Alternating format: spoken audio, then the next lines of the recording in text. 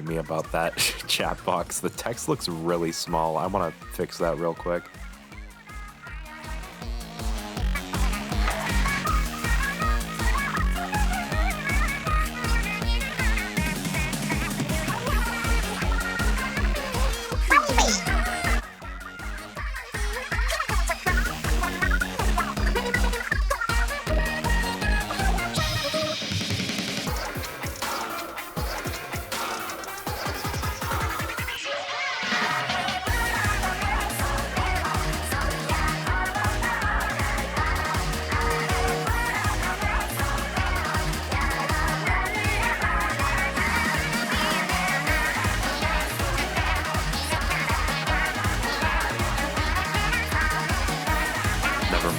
I did something unforgivable.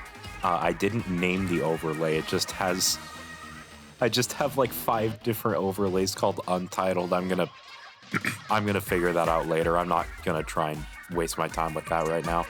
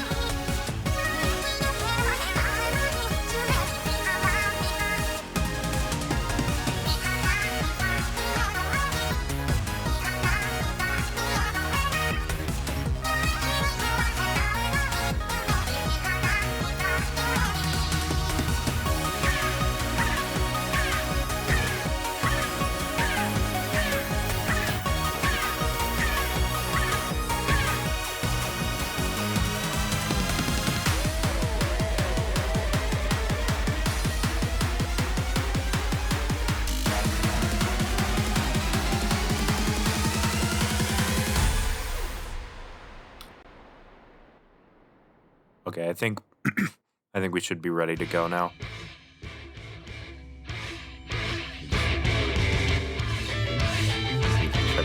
One last thing here.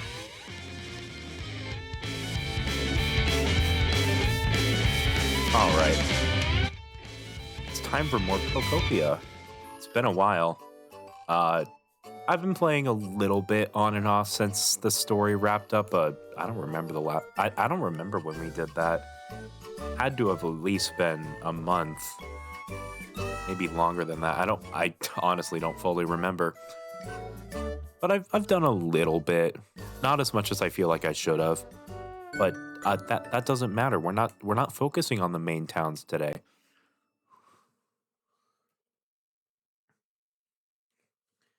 It doesn't matter how questionable the state of most of them look right now.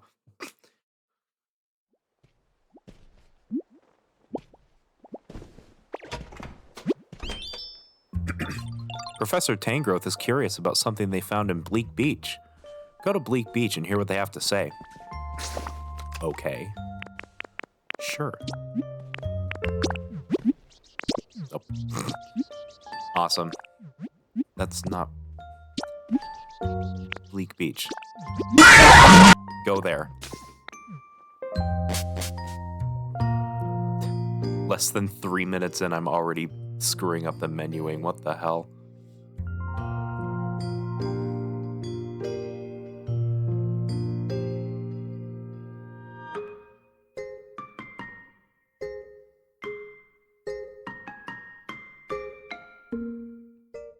Two months? Okay, that sounds about right.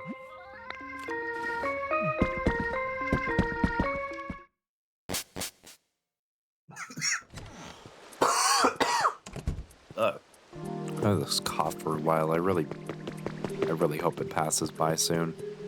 The ruins of Alf music, yup. What could it be? Oh, splendid timing. There's something I've been wondering. What are you wondering about?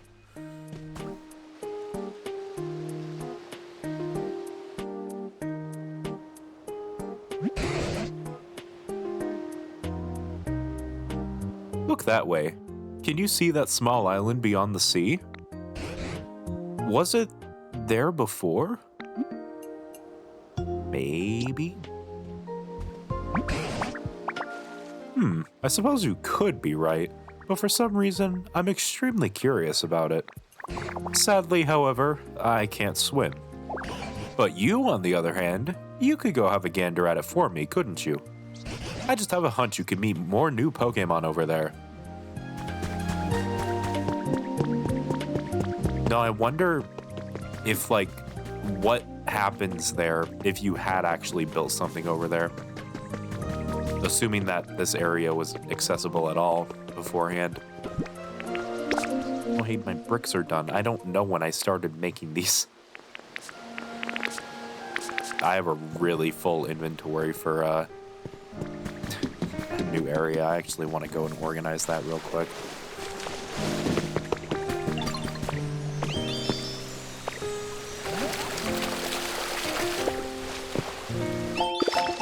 Thankfully, Bleak Beach is where my storage house is anyway, so that's not going to take very much time. Yeah, let me get my stamp and stuff.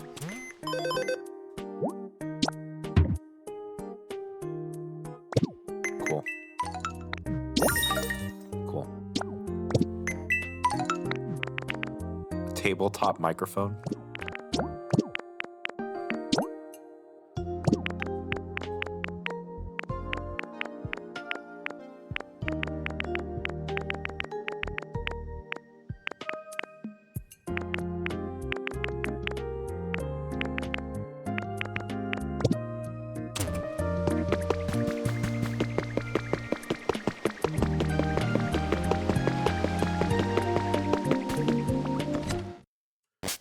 Never actually finished a playthrough of Heart Gold and Soul Silver. I have one save file that I've been holding on to since 2019. That's a Soul Silver save file. I tried to play Heart Gold like a little while ago, but I stopped playing after I think the second badge. That was like a couple months ago.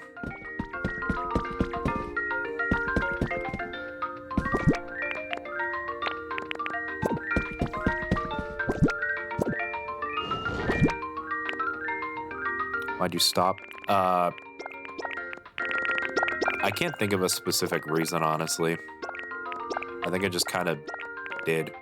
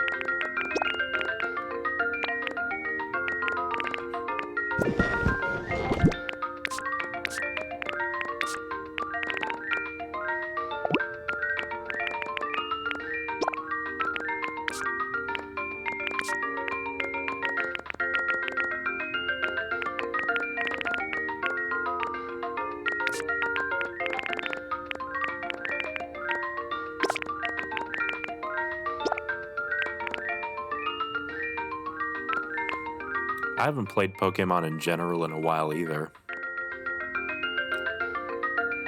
I honestly think the last time I did play it was that Heart Gold playthrough. Aside from, no, No, I've done union circles with friends a couple times. I remember failing a shiny Lapras because one of my friends. Uh, so spawning in the union circle is really weird. The game spawned the shiny Lapras for my friend, but I was nearby it, and then they walked away from that area, and the Lapras despawned, even though I was still in vicinity of it. Bit of a shame. I didn't have a shiny Lapras. I still don't. It's a very nice shiny.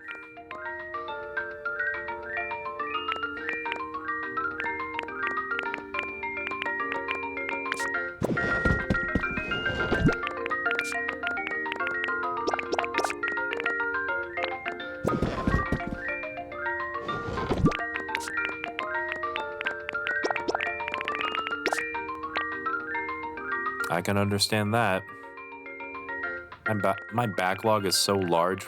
It's like that's like 40% of the reason why I started streaming. Wanted an excuse to play everything.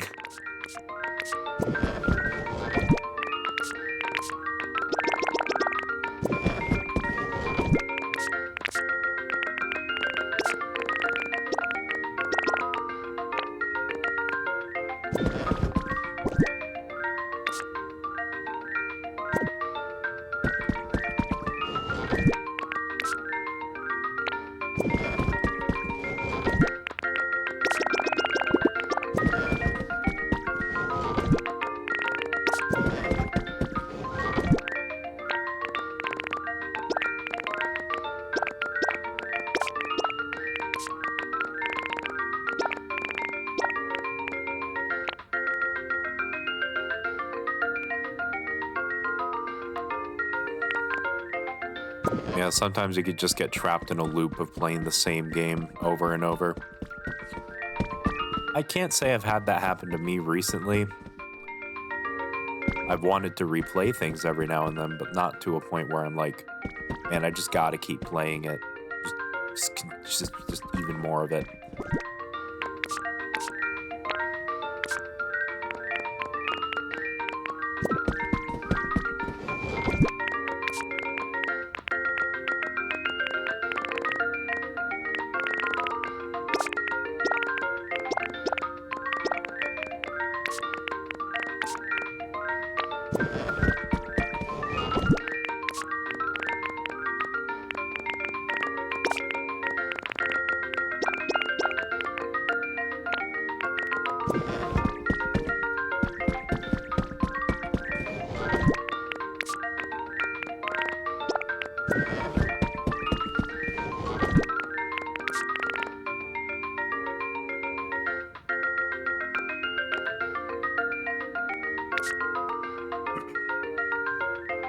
Yeah, the only roguelike that I ever really ended up playing was Splatoon 3 Side Order, which I like doing runs of every now and then.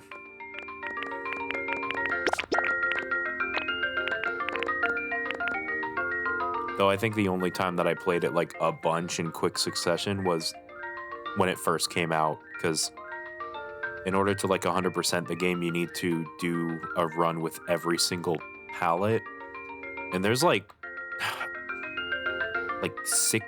It's either 12 or 16 pallets. I don't remember how many exactly.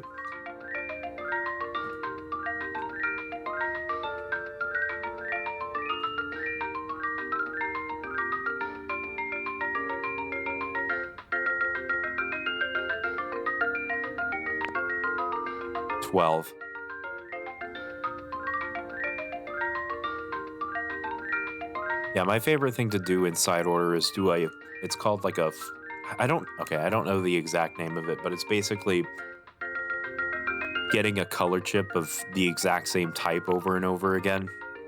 Because the whole like way side order works is every floor you get a chip that increases your power in some way. There's like red chips that increase your attack power. It's like other ones. I can't think of those right now. But it's like the red ones increase your attack power. There's yellow ones that increase like luck-based factors like item drops, whatever. My favorite one to do is the Pearl drone, which is the light blue palette, because in the late game when you have a bunch of chips for Pearl, she just starts going absolutely nuts, and it's hilarious every single time.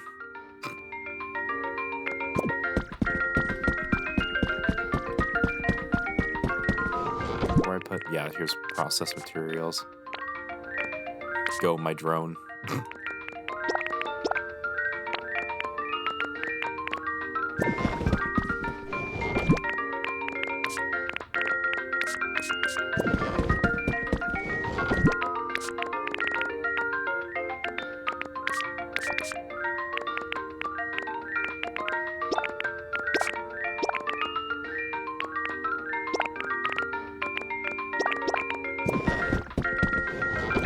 What was I doing with 94 blocks of iron plating? What was my goal?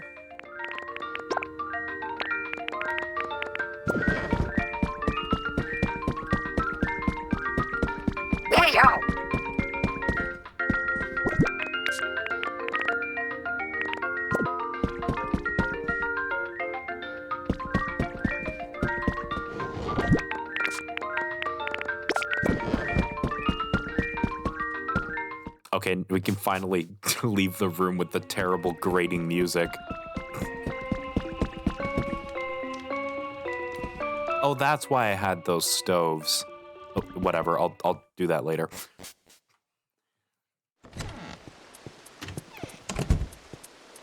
"15 minutes, we haven't even done any of the DLC stuff yet."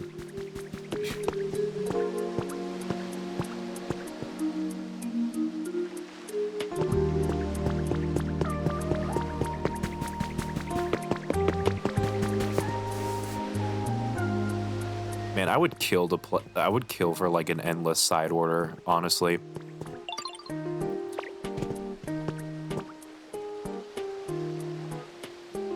Hell yeah, inventory management. I love playing Minecraft. Can I want you to appraise some relics first, please. I want these out of my inventory.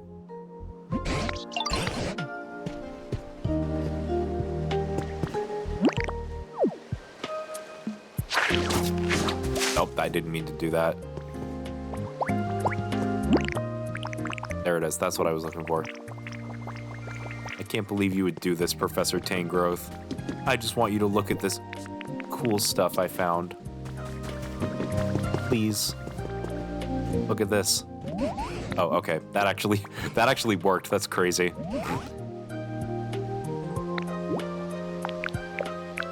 Wait. Is this new? I don't think he managed, or I don't think he did this before. Appraising multiple things at once?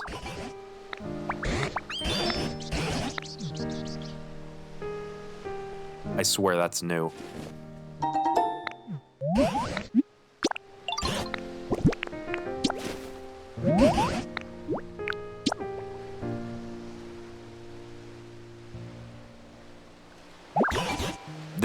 This update and DLC just came out, so I know nothing about what's like changed or added, aside from like what was shown in the trailers.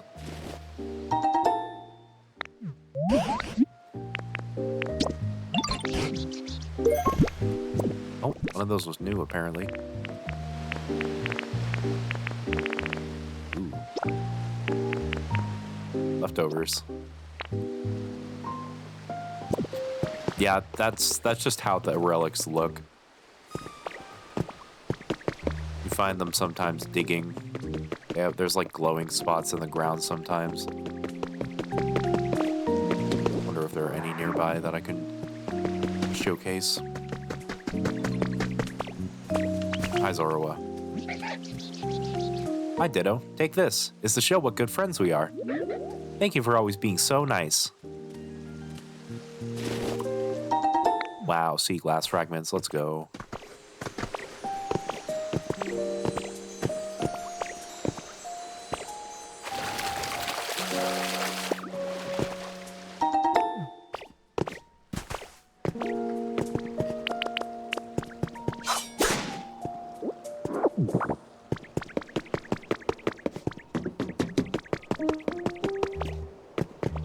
Yeah, there we go. Like that. Sometimes some rocks will just be glowing and you get a variety of things, like the relics.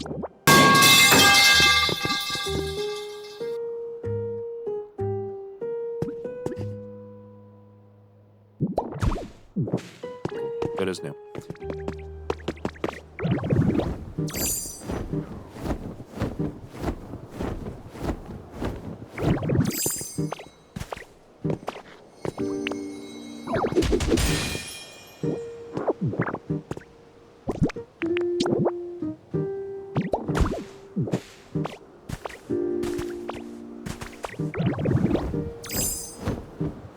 Anyway, it was, what, over this way?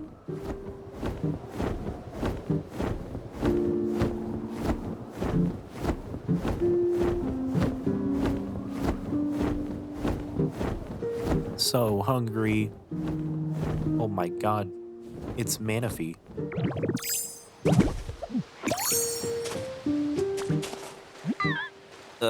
Where am I? What happened? I was having a long nap, and the next thing I knew, I was washed over to this place I've never seen before. I've got to look for somewhere chill to live. But, I'm so hungry, I can't move. Do you want anything specific? Seaweed. I want to stuff my face with seaweed. If I had some, I'd eat 5 whole bunches. That smell, don't tell me. Do you have seaweed on you? If it's cool with you, could you spare me some? I need it, though. No, I don't. Here you go, buddy. Thank you. This is a huge help. Don't mind if I do. Phew, you're my savior. Thanks for the tasty seaweed. About that seaweed. Thanks again, Ditto. You really helped me out. And that seaweed was so delicious and fresh. It must have been swaying on the seafloor right up until I ate it. No, it was sitting in my inventory for like 3 months, probably.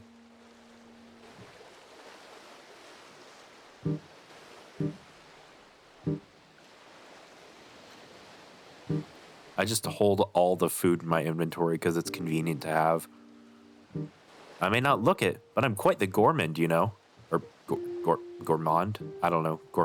Whatever. That's how I can tell. I actually just found it lying around. Wait, really? If you can't dive underwater, that's no good. Hey, I've got this. Or, hey, I've got it. As thanks, I'll teach you dive. That way, you'll be able to dive underwater all you like. Okay, let's do this thing. First, imagine yourself becoming a Pokemon who loves the water. Keep that image in your mind. Now, picture yourself swimming deeper and deeper underwater, thinking, glub, glub, glub, glub. Nothing to be afraid of, nothing to fear. Pretty soon, you'll start to think it's actually easier to move around on there and on land. Easy peasy.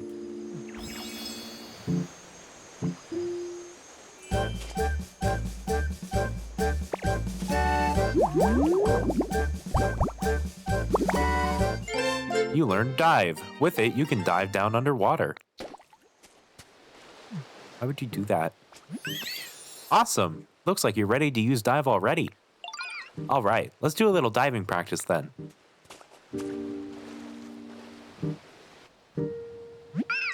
See that pool over there? Truth is, if you dive inside, it's actually surprisingly deep. And all the way down there, there's some shiny treasure. Which means you should use dive to go get that treasure, Ditto. Move around effortlessly in deep water without worry. Okay, I don't have to activate it. That's good.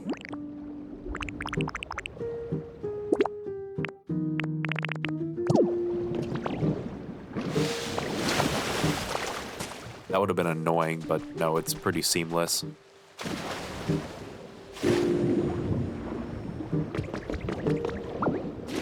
Seashell. Oh man, I'm gonna have so much fun cleaning up the ocean. That was like something that really irritated me actually. I could see stuff down there, but I couldn't reach it. This is gonna be like really nice, especially for Bleak Beach. Small Pokeball replica. Collect and display them all. Is it just a Pokeball or is it a different kind? No, it's just a regular one. Okay.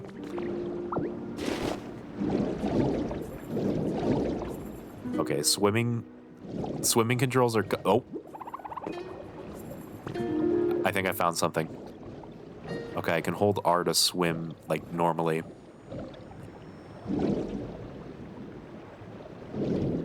And then if I'm not holding R, I just swim like I'm playing a Mario level underwater, I guess.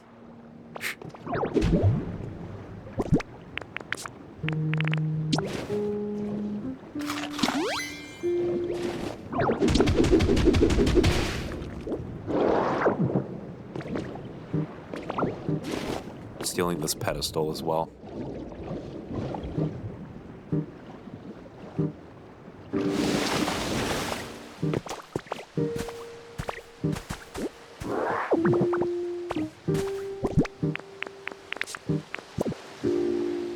It might be.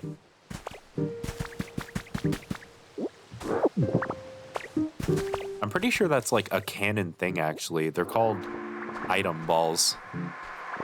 Like those Pokeballs on the floor just aren't just a visual thing for gameplay thing. Though my guess is that early on it was probably done to save on like hardware or storage. Because why draw an individual sprite for every single item type when you can just say, hey, there's an item on the floor. It looks kind of like a Pokeball. It could be a Pokeball.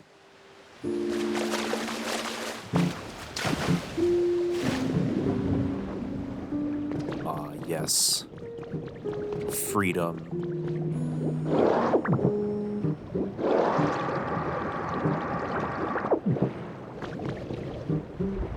Wait, if I use the suck up liquid option down here, could I just... Oh, okay. No, it's not permanent. That would be really funny if you could just do that. Could be a Voltorb or a Fungus. This is also true.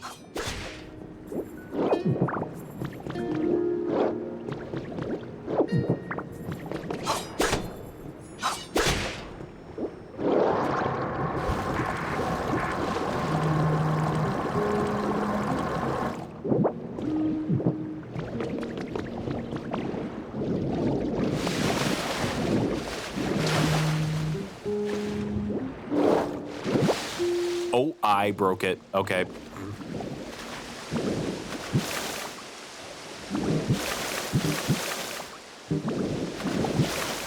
Please tell me I can fix that.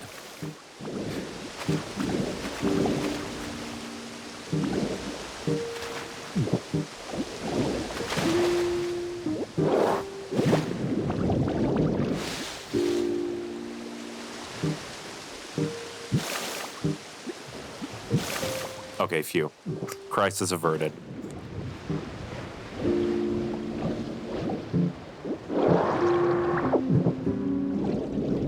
Oh, actually, I think there is a spot in Bleak Beach that I accidentally, like, screwed up in that way.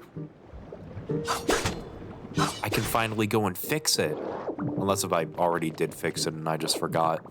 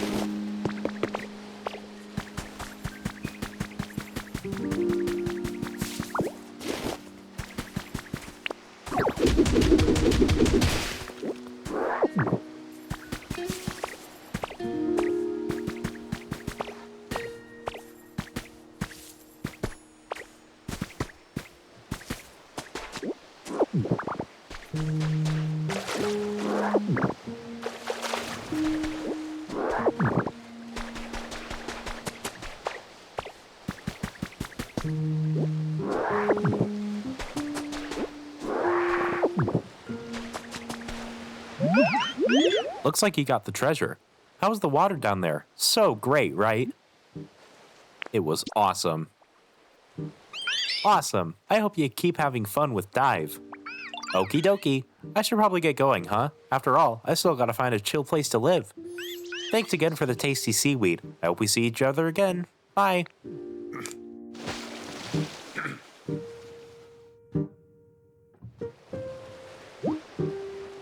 You can move around effortlessly in water without worry, no matter how long you're under or how deep you dive. Hold the R button while underwater to swim. While holding the R button, you can press the L button to dive deeper. Oh, okay, that's good to know.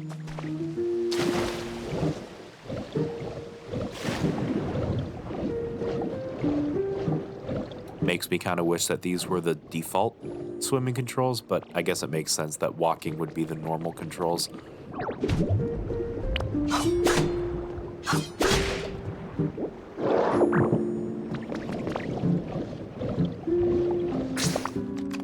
Either that or if like R was a toggle.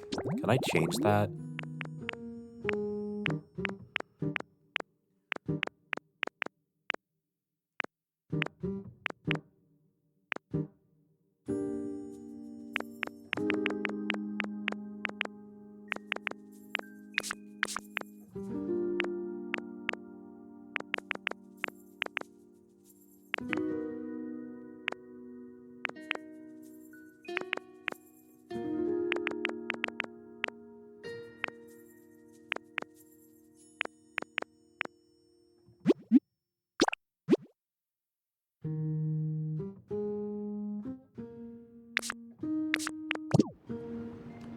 No, apparently not.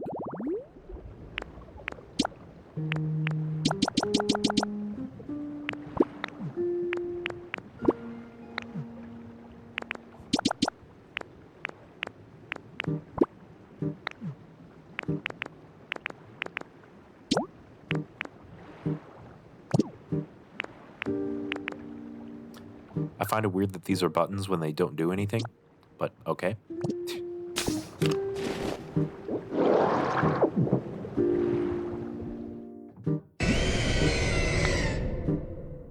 Kyogre? Howdy, Ditto. You caught me in a real good mood right now. Maybe I'll make it rain a little or something. Hello, too? Damn, everyone's here.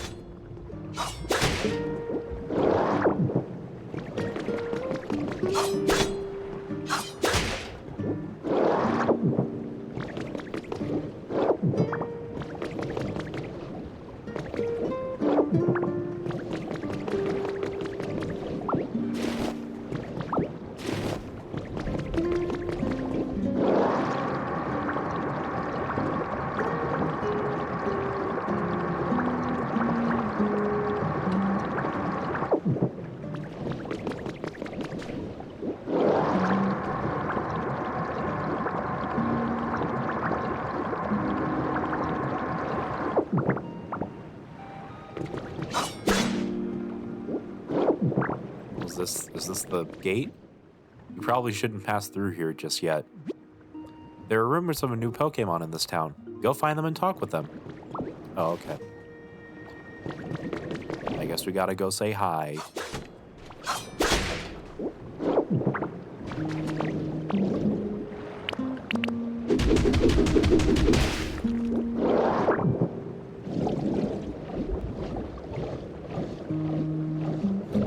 This whole like little area has some potential. I'm already thinking of ideas. Like a little stairway. Potentially lead it all the way to the surface. That would be cool.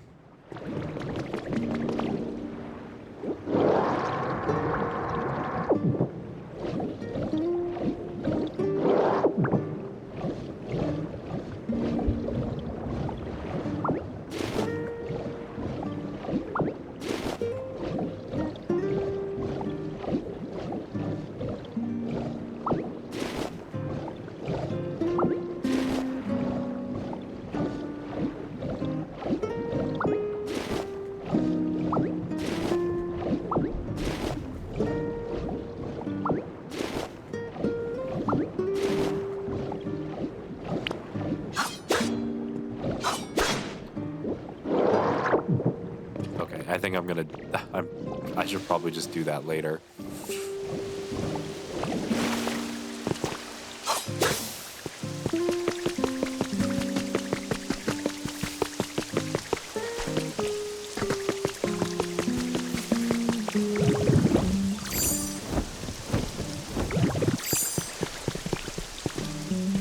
Howdy, Ditto. I thought of a quiz. How do you feel about giving it a go? I'm gonna give it a go. That's the spirit. Here we go. Who do you think is taller, me or Grubbin?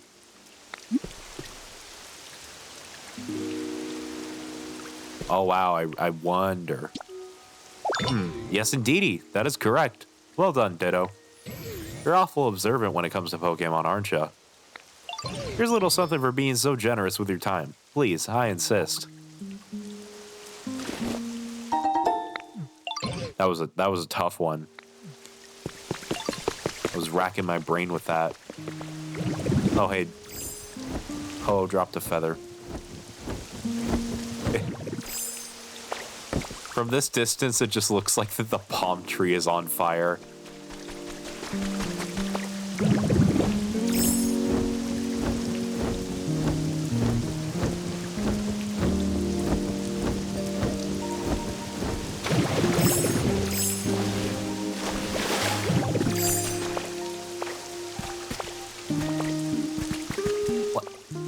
Where did it go? That thing despawned while I was actively looking at it? That's mean. I can't believe the game would do that. I didn't even know stuff could despawn in this game.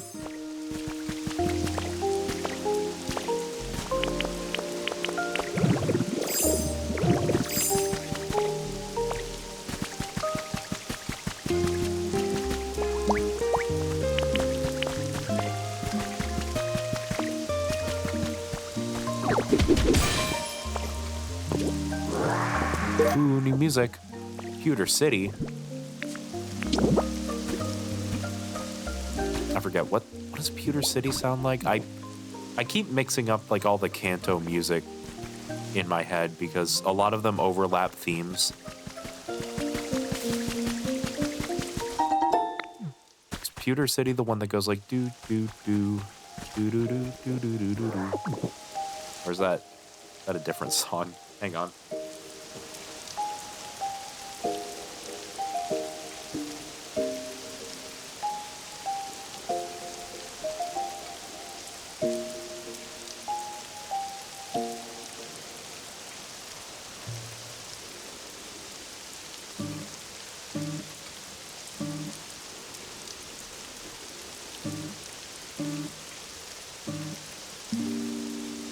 Oh, it's that one. It goes like do do do do do do do do do do do. So I think that was the one I was thinking of. Nope, I want to switch the cut. There we go. Mr. Krabs, they've been saying that for the past 10 minutes. Well, snap out of it. We have customers to serve. Fire in the hole! Got a raid from ShamWow. Hey, Shams and company. How are you guys doing?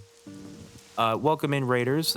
For everyone who is unaware, my name is Star, otherwise known as Starwo, and I am a variety streamer here on Twitch. I stream primarily Nintendo content. Checking out the Pokopia DLC that I have yet to actually start. Just did a boss fight. What were you guys playing? Took years off of my life. Oh, wait, are you... It was what? Kingdom Hearts you said, right? I don't remember which one, but that's what you said. Yeah, Birth by Sleep, that's what it was. Nothing will ever beat the time a raid happened during A for Effort. I loved that part. That was really funny. But anyway, yeah. If anyone here are not already doing so, go ahead and give Shams a follow. Also a variety streamer here. Local hater of Super Mario Sunshine. It's a really good opinion, by the way, and I agree with it.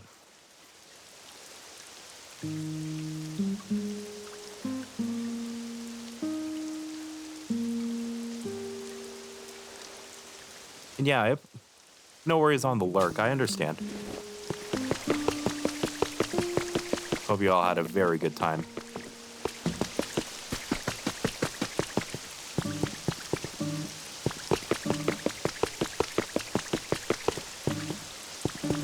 Oh my gosh.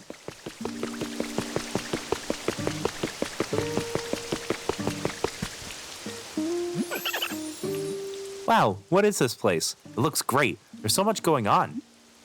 Hello there. Oh, nice to meet you. Are you a Ditto? There's so many different Pokemon in this town. It looks so fun.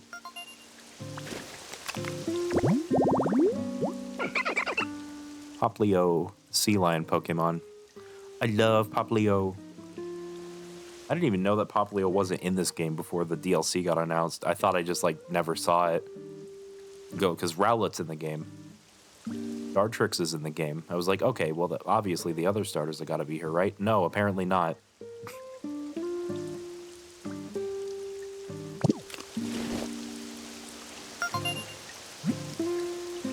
New data found. Commencing Pokédex update. Got a DLC Pokédex. Update complete. You can now register new Pokemon. Yeah, that makes sense. It's number 34, and it's the first one I see in the DLC. That's really weird.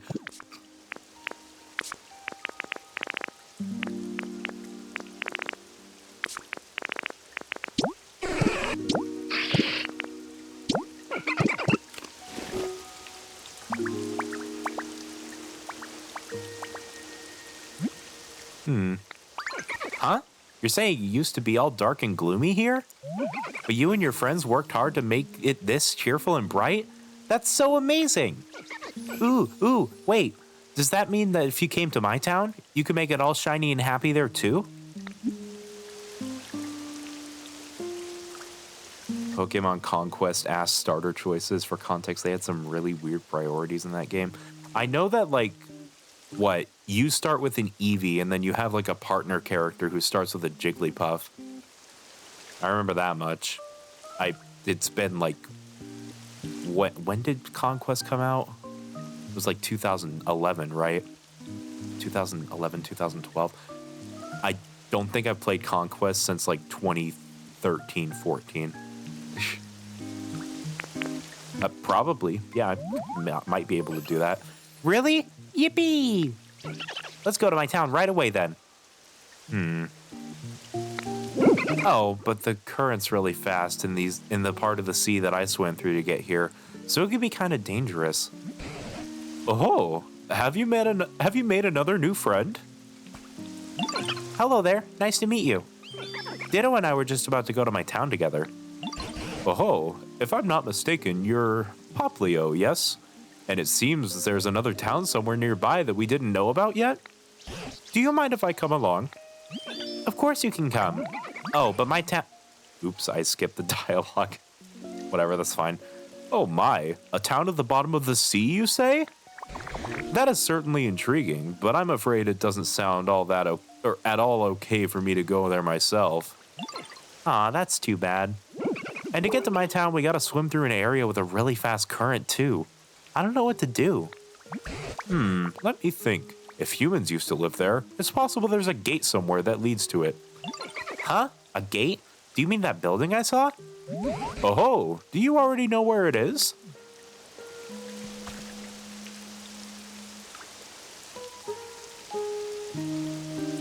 Hi, Kyogre. Yeah, I think so. I saw something over there that looks sort of like what you're talking about. In that case, why don't you investigate and see if you can reach your town through that gate? I'm afraid I can't follow you to the bottom of the sea, Poplio, but I trust you'll be an excellent guide. I trust you'll be an excellent guide for Ditto. Please help them out and explain anything they don't understand down there. You got it. Just leave it to me. Okay, let's go find that gate. Follow me, Ditto. If you're not sure where to look, just ask me. Yippee, let's go! All three of the Unova starters are in, and that's the only full starter set. Charmander and Trico are the only two members of their trios. Turtwig is missing, and all of Gen 2's starters aren't there either.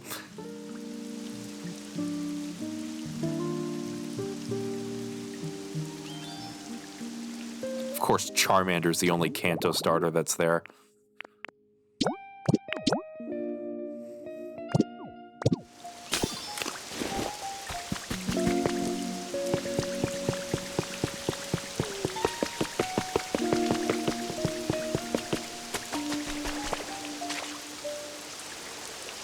Oh, thank you, Poplio.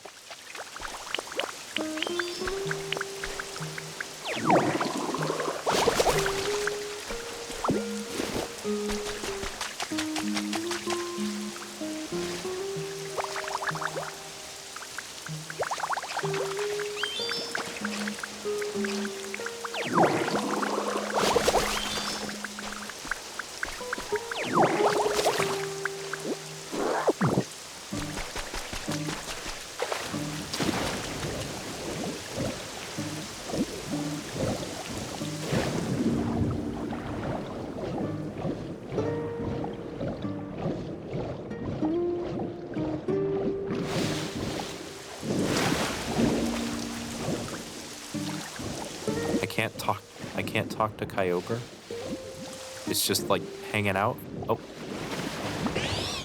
Sleeping at the bottom of the sea sure is pleasant, but I always oversleep a touch down there. So every time I wake up, everything up here on land has changed. Leaves me plumb stupefied? That is a word that I've never heard of before. I'll tell you what. Was it stumpified or stupefied? I don't know. Samurott and Superior get to be perfect links. Empor doesn't. Meanwhile, Infernape and Charizard do. Okay, I don't know what a perfect link is, but I assume it's like something that only... I assume it's like a really good thing that only some Pokemon have access to.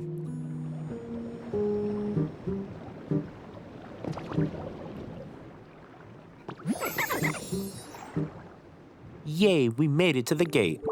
But it looks like it's closed. Do you know how to get this thing open, Ditto?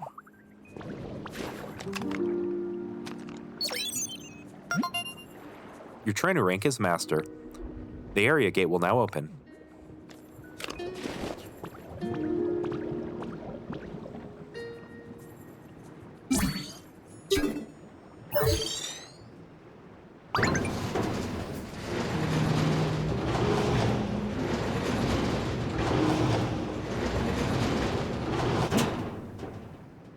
Area gate unlocked. You may now pass through.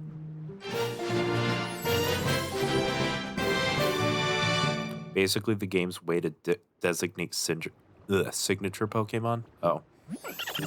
Yay, the gate opened. I think we can get to my town now. Let's go there together. Come on, come on. Okay.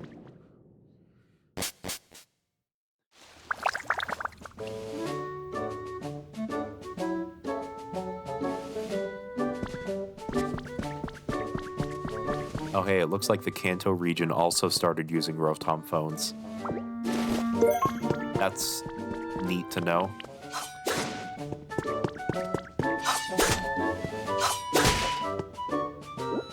It's funny that Rotom used to be like a kind of obscure Gen 4 Pokemon, only for Sun and Moon to start the trend of putting Rotom in damn near everything. I mean, no, okay, to be fair, there was only the Rotom Dex in Sun and Moon, and there was presumably only one of those. But then Sword and Shield happened. Sword and Shield has a lot of technology with Rotom in it. They have like drone cameras. Everyone has Rotom phones, which also carried over into later games.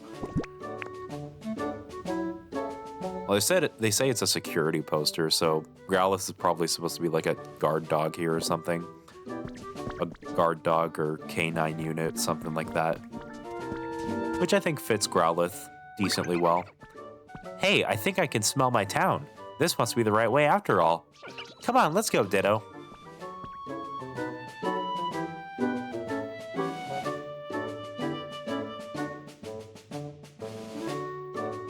The Ultimate Guidebook was filled with misinformation. I remember there being like a YouTube video talking about all those mistakes, but I think it's been taken down, which is a shame.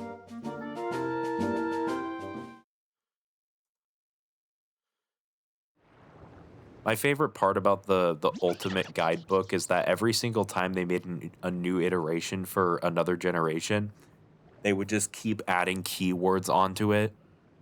I think like for Ultimate, from Ultimate to like Gen 5, they called it the Essential Handbook, I think. Then Gen 6 called it like the Super Essential Handbook, and the Ultimate Super Essential Handbook, I think, is a genuine name of it. I think I'm mixing up those words, but it's like basically that. Makes me wonder what the Gen 8 version is called. If there is one. Ooh. I'm already liking this music. Ta-da! This is my town. Isn't it nice? I mean, it's a little bit broken down and kind of dark. But anyway, let me show you somewhere else. Aw. It's called the Pokemon Super Duper Extra Deluxe Essential Handbook. That's just a... Oh my god. Okay, yeah, this is the Gen 9 version. I didn't realize they kept making these. I thought they kind of stopped after, like, Gen 6. Which... I guess that's just because, like, this is, like, mostly a school thing. I mean, it's published by Scholastic.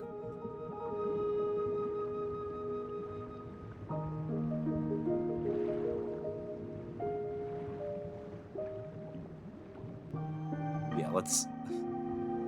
This is... Not only is it a mouthful, but, like, the title is also really tiny on the book itself. I have it right here. It's why is it reversed? Whatever. The Pokemon Super Duper Extra Deluxe Essential Handbook. Stats on more than 1,000 characters. Okay, so like it has all the starters and Pikachu. That's pretty cute. And then it has they just like they really phoned it in on this other side here. Bellsprout. Togepi's fine. Lickitung. What is that one? I can't see it. I still can't tell what that one is. Oh, Hypno. Fido. Psyduck. Pidgey's here. Gengar. It's a very weird selection of Pokemon. They really just needed to find things to fill out after. It's like, oh, they got all the starters. Oh, they got Pikachu. What else do we put on there? Pidgey. Can't wait for the Pokemon Ultra Super Duper Awesome Supreme Extra Deluxe Essential Handbook.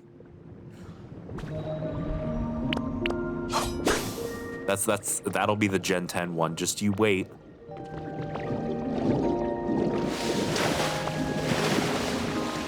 Why is there a single cube here? That bothers me a lot, actually. I'm just gonna get rid of that. Oh, there's land up here. Wait, that's cool. I didn't think there would be.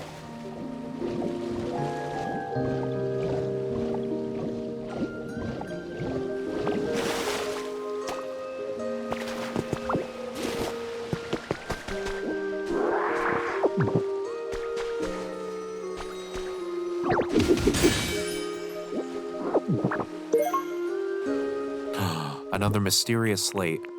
I'm getting so close to filling out that whole thing. I wanna finish that at some point.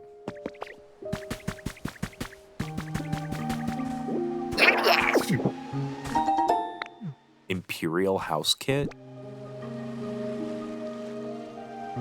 That looks sick. Oh my god.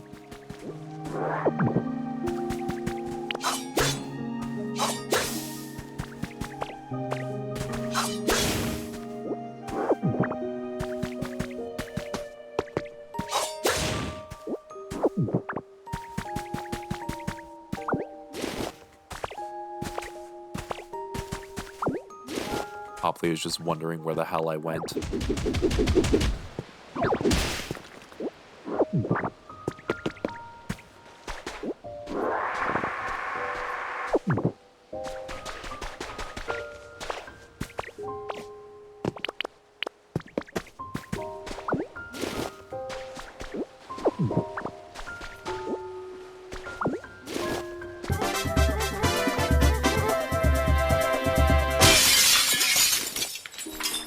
Of course, it had to be the sunshine one.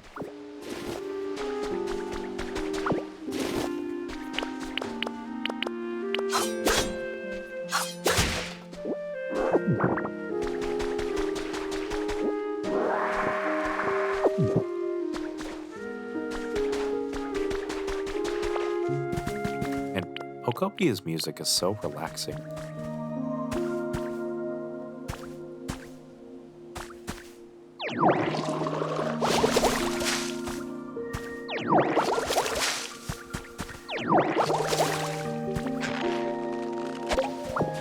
Man, okay, you know what? When is this coming to Nintendo Music? That's what I want to see, actually.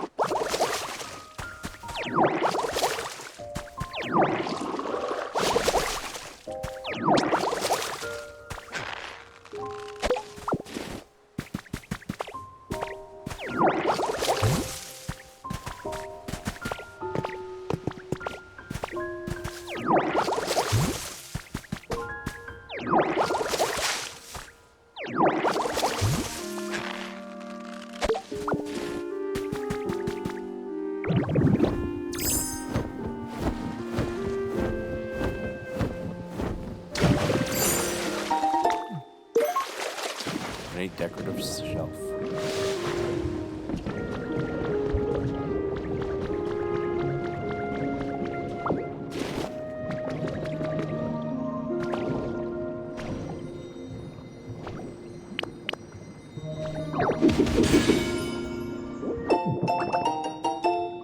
Treasure map number 5.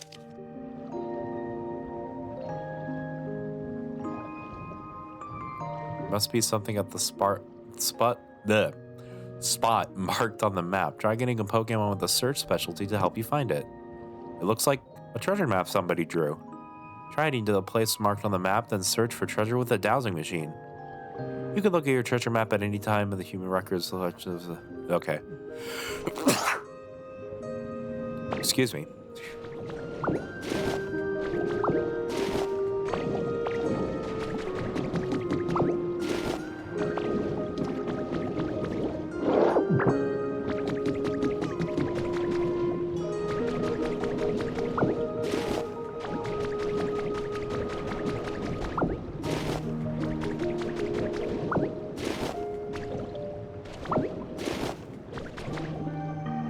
Treasure hunt. It's just like Super Mario Odyssey hint art.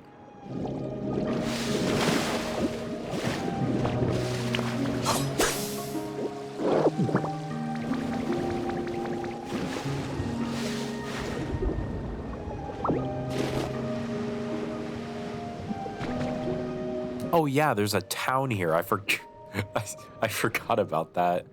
I've just been seeing a bunch of like decorations and stuff, or like just, you know, stuff like that. Ooh, this looks cool.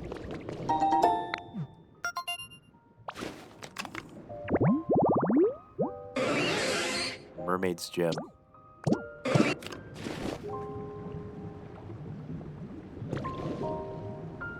Cerulean City. That's obviously what this place has to be then, right? Comfy Living, Volume 30. Cerulean City gym leader Misty has revealed her morning routine in a video uploaded to her personal social media accounts.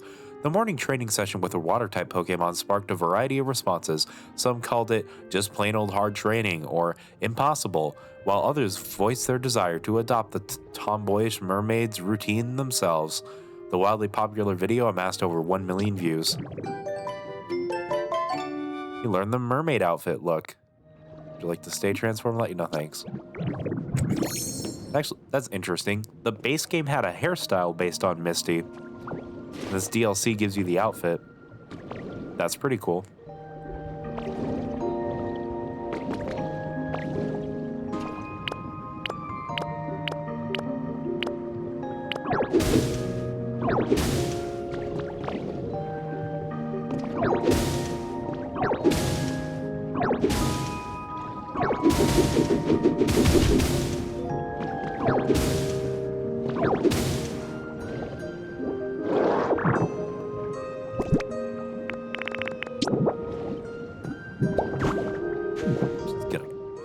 That up real quick. Okay. I'm gonna go meet up with Poplio now. I need to stop getting sidetracked. I'm getting sidetracked again. Hang on.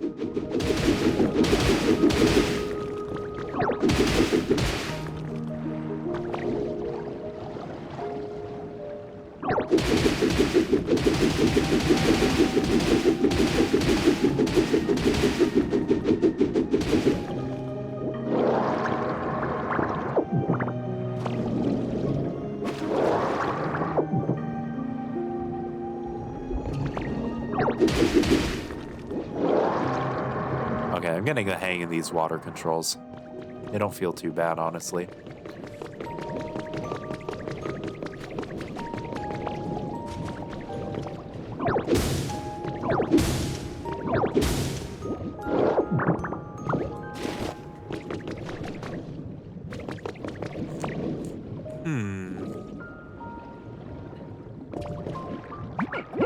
Now that I take another look, my town does seem kind of lonely compared to yours. Maybe there just aren't enough Pokemon living here? I'll make some homes. Huh? You can do that? That's amazing! So does that mean that we can make this town so shiny and sparkly that everyone will want to live here? Will you please? Fulfill Poplio's request by raising the environment level to 3. Yeah, whatever. Yeah, I know how the environment level works. Oh-ho! I'm so glad I was able to reach you. I've just remembered something important. Machines don't tend to react well to water, so if you go to the town at the bottom of the sea, your precious Pokédex might get damaged. Looks like it's doing okay. What? You're already underwater? And your Pokédex appears to be working just fine. Human technology never ceases to amaze me. By the way, have you spotted a Pokemon Center anywhere around there? A Pokemon Center? I think I saw one over there, but it's all broken. I recommend you find it and start there. I suspect the PC at the Pokemon Center will prove very useful. I'm sure it will help you with what you're doing for Poplio as well. I'll go find it. Right then, I'll be cheering on you from afar.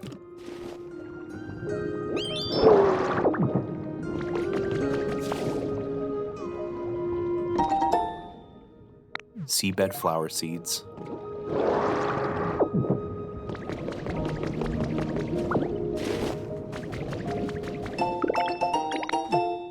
Recipe for a marine chair.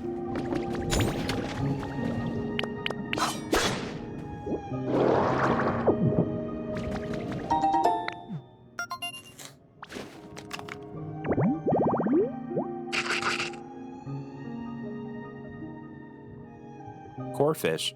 My mind blanked on its name for a second. Sandy Basin Tallgrass.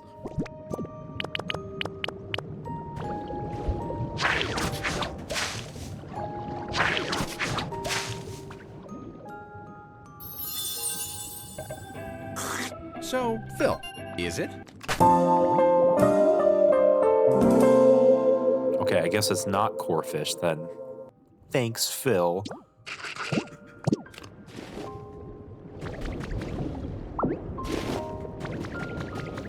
I like that the lumber and stuff floats in the water instead of just sitting on the ground.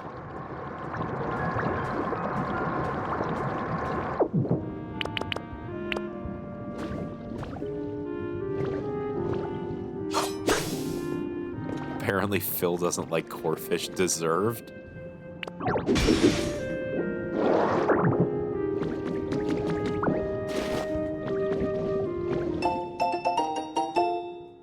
New products in stock has been added to your human records. New toys in stock, perfect for beach fun. Wind up Inkay. Wind it up and watch it dance. Add to the fun by making it dance in the water. Pokemon submarines. Watch them glide through the water. Available in both Veluza and Sharpedo. Okay.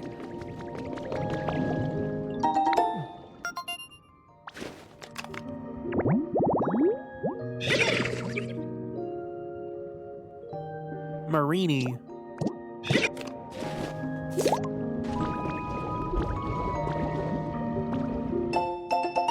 Cerulean City press release. A new clock tower has been erected in the Cerulean City Town Square. A commemoration ceremony was held on the 13th of this month. The ceremony drew a large crowd, and attendees were captivated by the sound of the bell ringing from inside the tower. This large and beautiful clock tower will undoubtedly become a new symbol for the City of Water, loved by residents and visitors alike for years to come.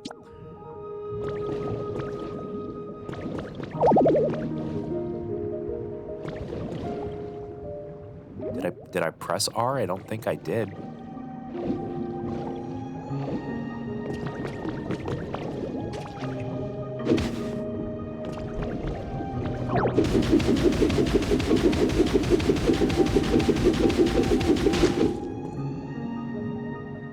Okay, that's not worth it. Come over here, Poplio.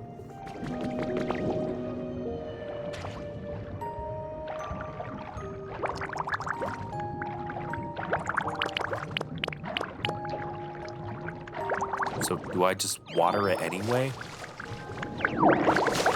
Aren't I underwater? Oh hey, a clock tower kit.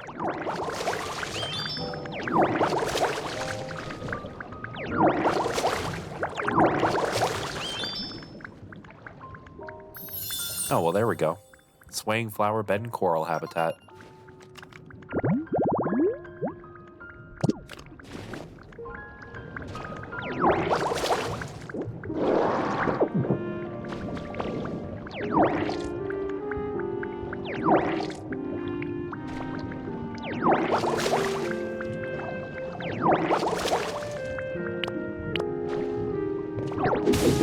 Watch out, Poplio.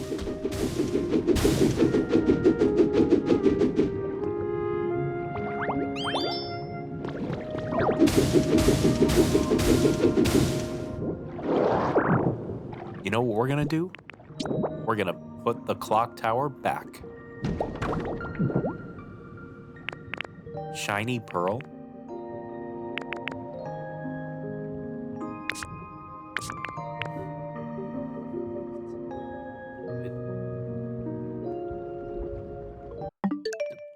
A shiny pearl, huh? Don't you dare mention its name. I can't believe this game would just do that. Put a trigger warning first or something.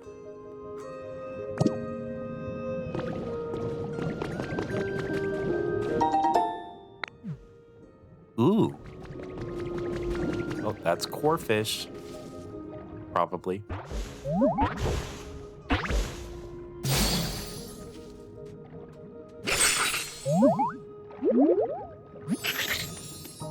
Yo, this place is so pretty. I can totally live in dirty rivers and stuff no problem, but it's hard to beat some nice clean water. I think I really like this town. Well, we got the core fish stamp of approval. I think we've made it. It's hardy. Ugh. Oh my god. Its hardy vitality enables it to adapt to any environment. Its pincers will never release prey. Yo. Yo, Ditto, I've been meaning to tell you something. Did you know that the humans could make houses for living underwater? What were they like? Well, they kind of looked just like Sharpedo. So I bet Sharpedo would know how to make them, yo. I'd love to help make one if you can figure out how. You maybe wouldn't guess by looking at me, but I'm actually pretty good at making stuff. But for now, I guess just try to find Sharpedo, yo. Okay.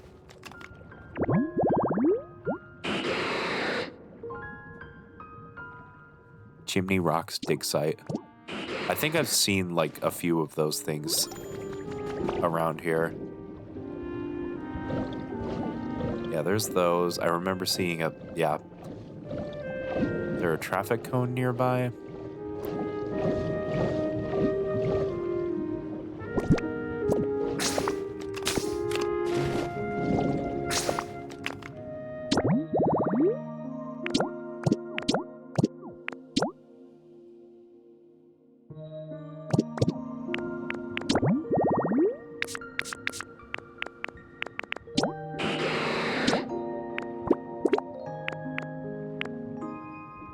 I also need excavation tools. Recipe for netting. Get gems at Get gems at Cerulean Jewelers. Cerulean Jewelers is your one-stop shop for jewels, precious metals, and accessories. You'll know you're in the right place when you see our cloister logo. All customers who make a purchase will receive 30% off our jewel and accessory cleaning service. Let us help your gems shine like new. I don't see the cloister. I guess I'm not in the right place. I need to find the cloister.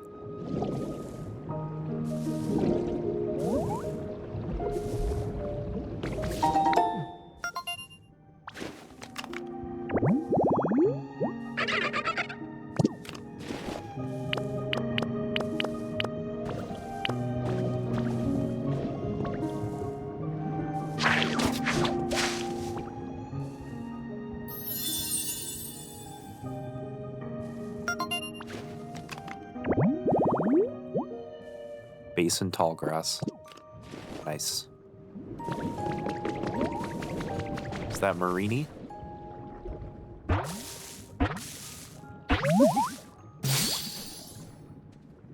There it is. Coral here, coral there, coral everywhere. This is so amazing. Oh, sorry. I'm just a huge fan of coral, and I got a little excited. This place has plenty of food for me, and it looks perfect to live in. I'm looking forward to getting to know you.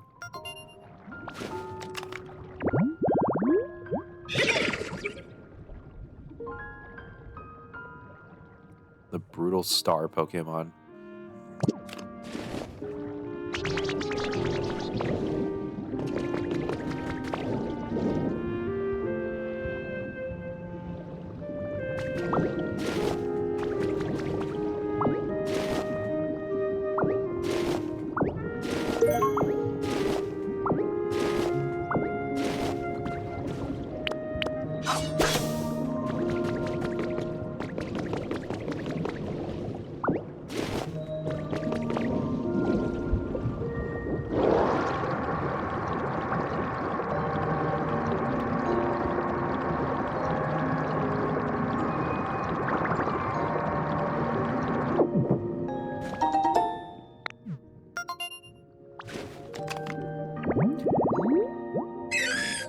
Basin, tall grass, and coral. Oh no. Not Corsola.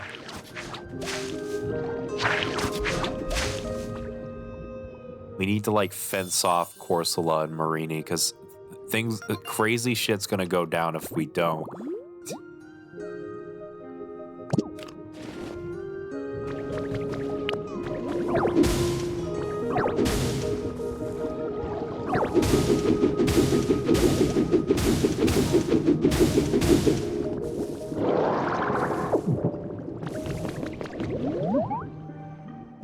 Is this Weasel? Let's see. Mudkip! Mudkip.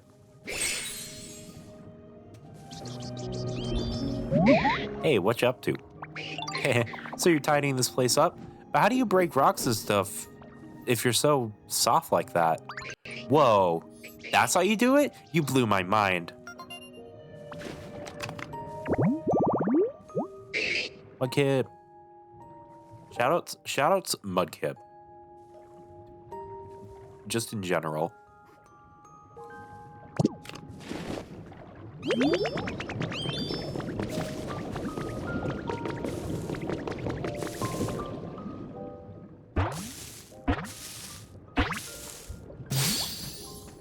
Oh dear. Hi, Corsola. Goodness, have you taken a liking to this place too? It really is wonderful, isn't it? There's coral everywhere. But I must say, I myself may give this coral a run for its money in the beauty department. Don't you agree?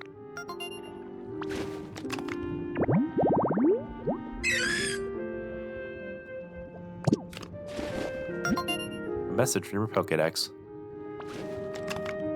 You earned a recipe as a reward for discovering lots of Pokémon.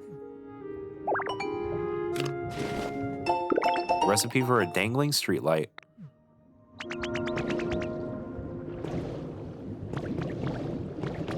How close are they? Okay, they're a decent a ways apart.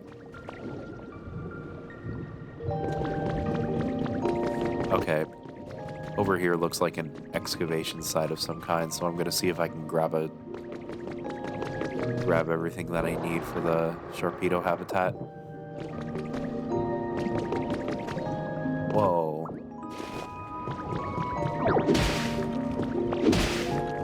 And this like whole area looks so pretty.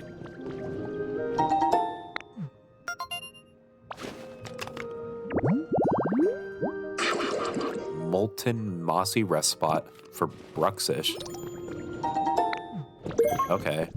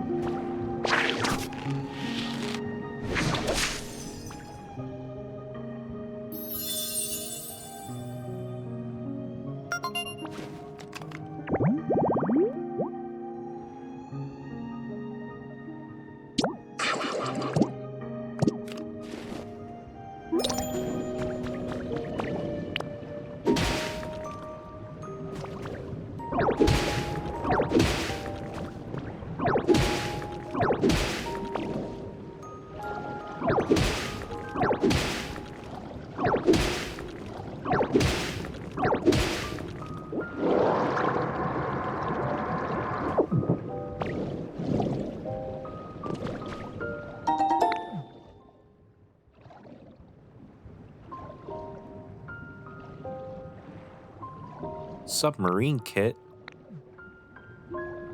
Use a building kit when using dive. You can build floating structures in or on the water.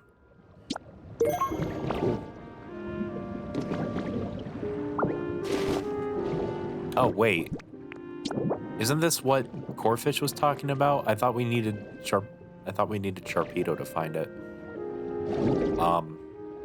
Did I accidentally just do a sequence break?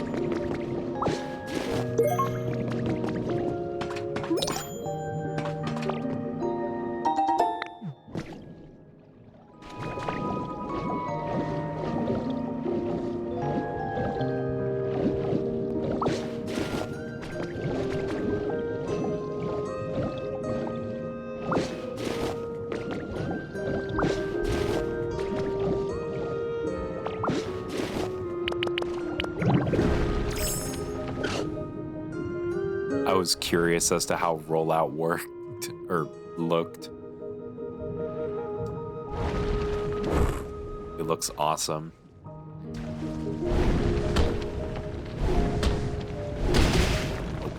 That was...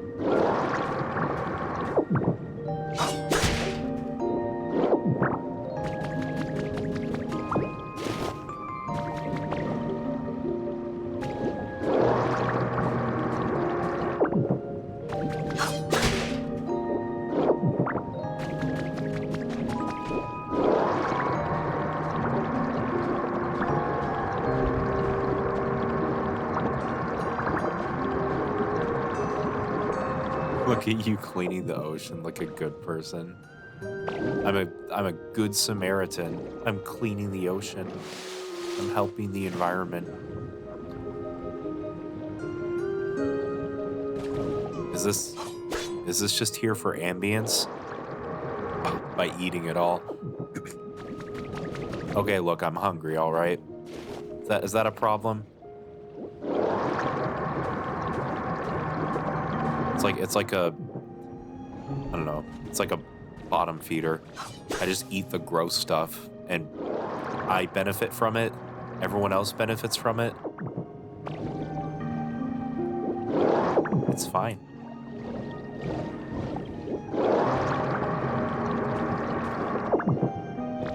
This is like distracting me from the main focus though. I haven't even found the Pokemon Center yet.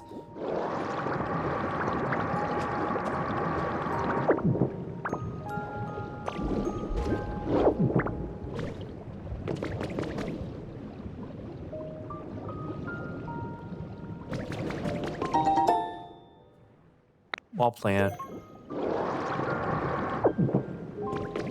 Yeah, there's a very nice relaxing feeling that I get playing this game. Guess that's like the point, but you know. I just want to reiterate how nice this game is.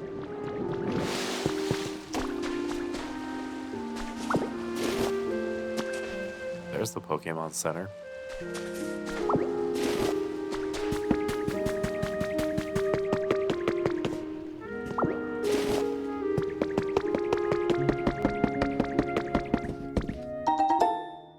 Set of sand toys.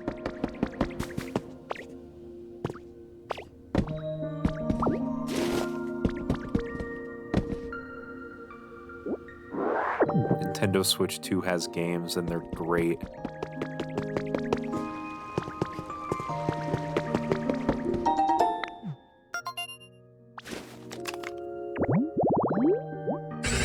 Belda. That's not a water type. That's not a water Pokemon. Okay. No, I was going to ask, like, just generally, what, like, I was going to ask, like, what do you guys think the first non-water type Pokemon that was going to show up was going to be? I don't think anyone would have guessed Beldum. Thank you, Donkey Kong Bonanza. Thank you, Splatoon Raiders. Thank you, Dragon Drive. And thank you. Where's my folder? Am I blind? I am blind. Nintendo Switch 2 Welcome Tour.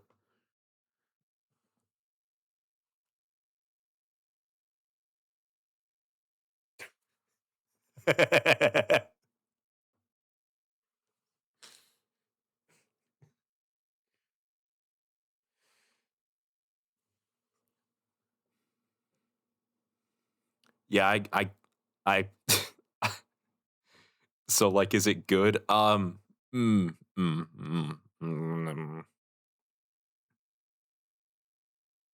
Pokemon Pokopia, right?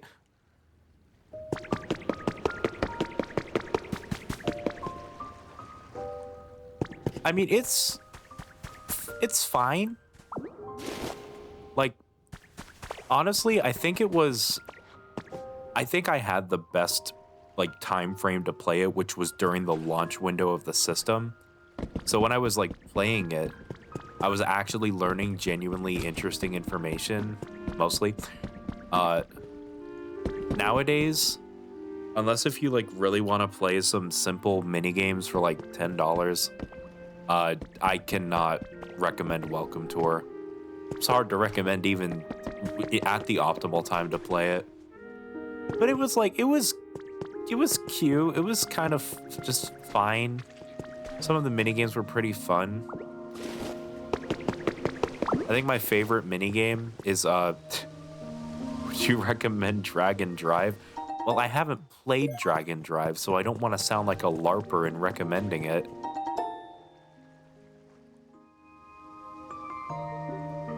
Yeah, like if it wasn't paid and it was just like a little included title or free download or something, I think people would really for one thing, they would probably be talking about it a bit more in a positive light, and also more people would actually have played it. I doubt there are many people that actually got Welcome Tour.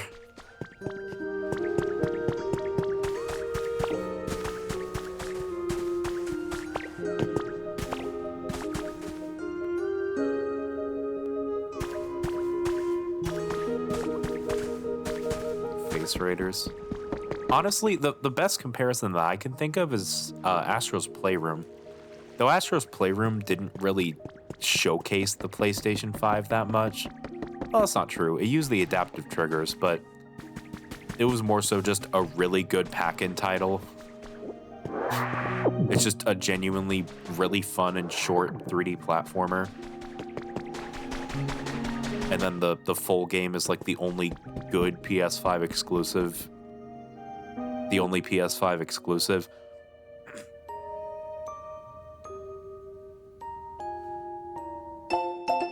Taylor's diary has been added to your human records. August 21st, sunny. I was reading my diary from last year earlier today. On this day 1 year ago, I had a contest with my mudkip. I named it Kip to see who could eat the most watermelon. Thinking about it made me cry a little. I hope we can do stuff like that again someday.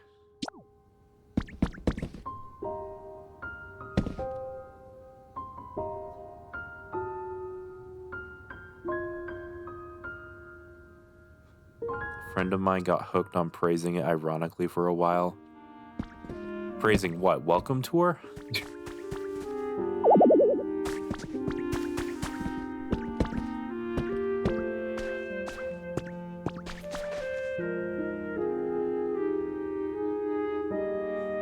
Yeah, genuine opinion. Welcome Tour is aggressively fine.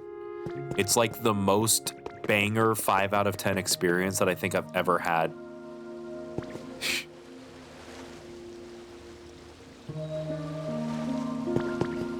It had the...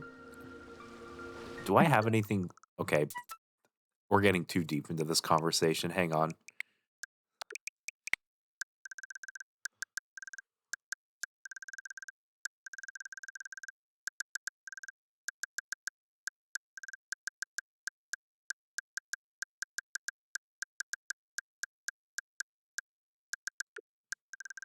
There it is.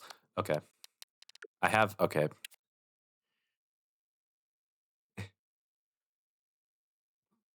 Okay. Oh my god, cat.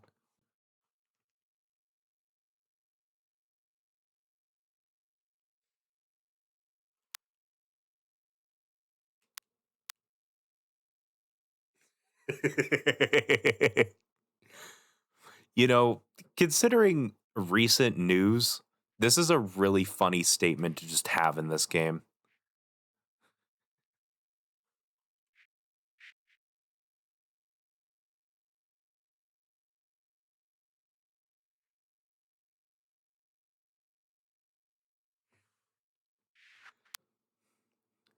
Oh yeah, I took a screenshot of this one because I had a Wii U accessory on it. Post that on Twitter.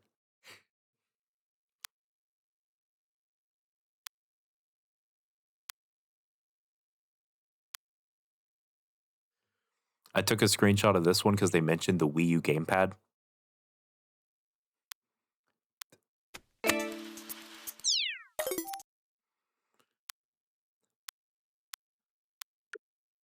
And then a bunch of stuff that I completed.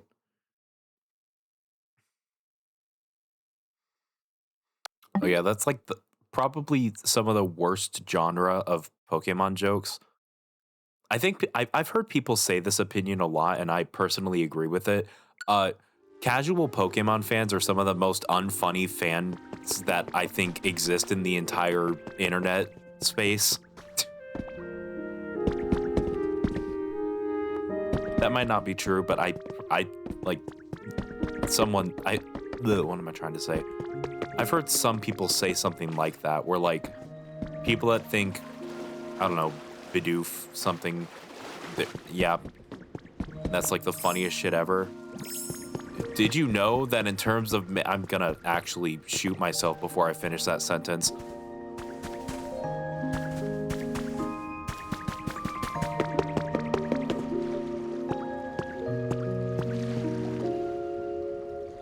A Kirby game mentions Obama.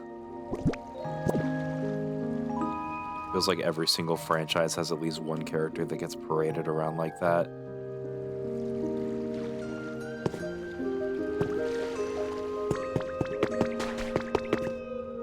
What is everyone's favorite Pokemon character? On the topic of like unfunny Pokemon fans, let's talk about something that people would actually like care to talk about.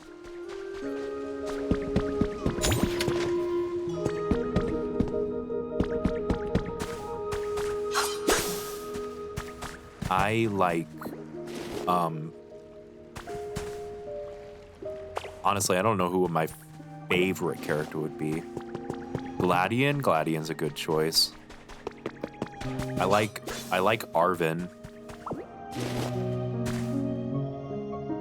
Human characters. Favorite Pokemon is a topic that's been talked to death. Saying talking about your favorite human character proves that you're not a LARPer.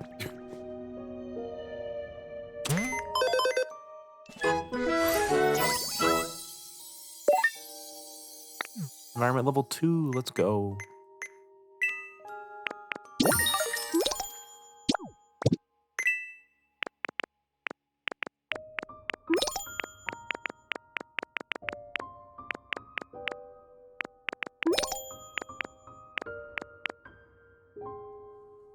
Unless it's red or blue or Cynthia. True.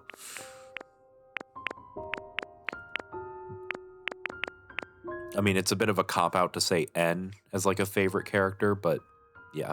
I mean, I like N. Colress is there. We're talking about Gen 5. Drayden has a cool design. Silver is overrated as shit, actually. Uh-oh, did I say something controversial?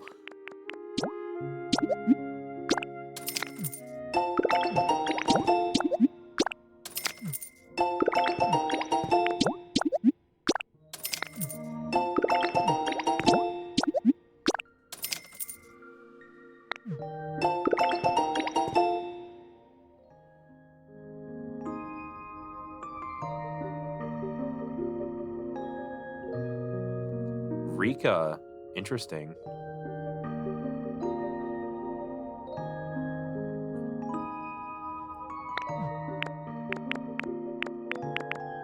Oh, I ran out of money.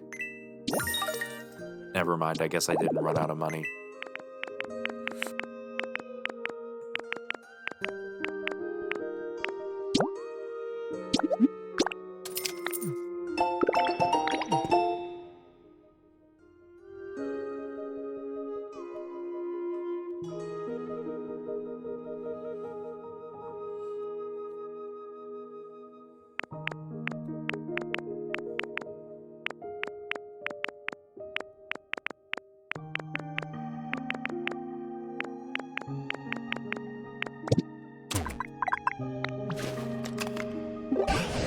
How goes it? Any luck finding that Pokemon Center?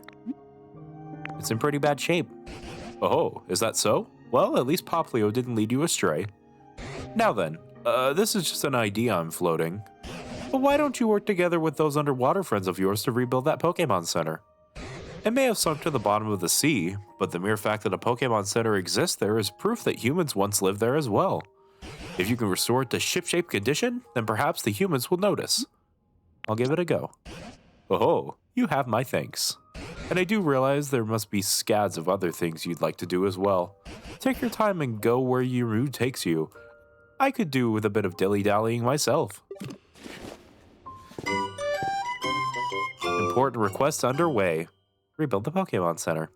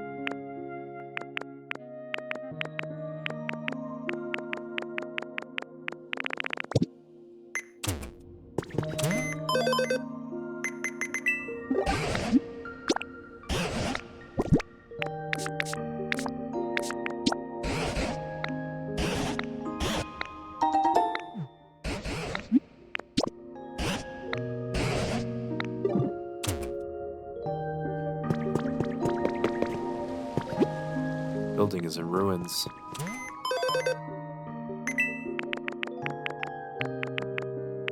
Toolbox.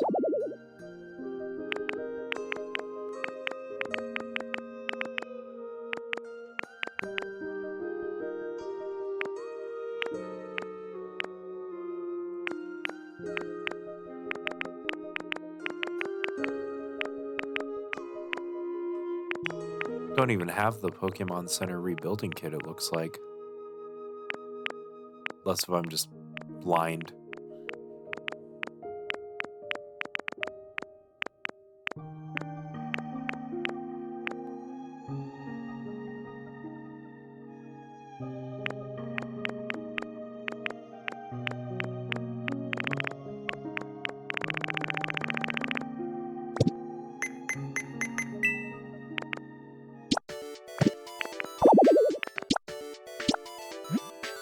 Wonder if there's any, Oh. The early purchase bonus is still ongoing. That's interesting.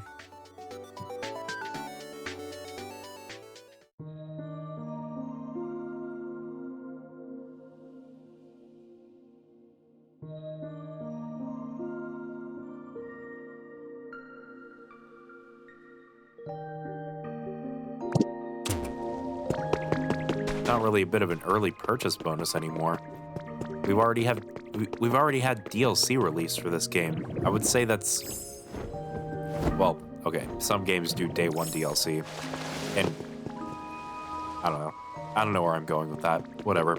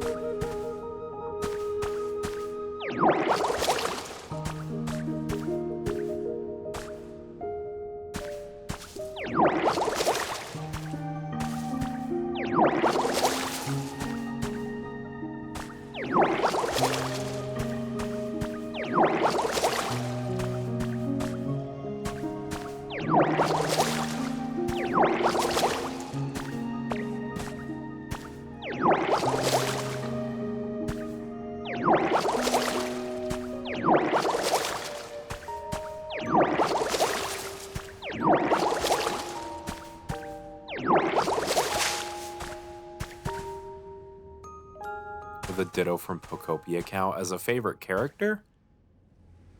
I guess I could like count the unique characters from Pokopia.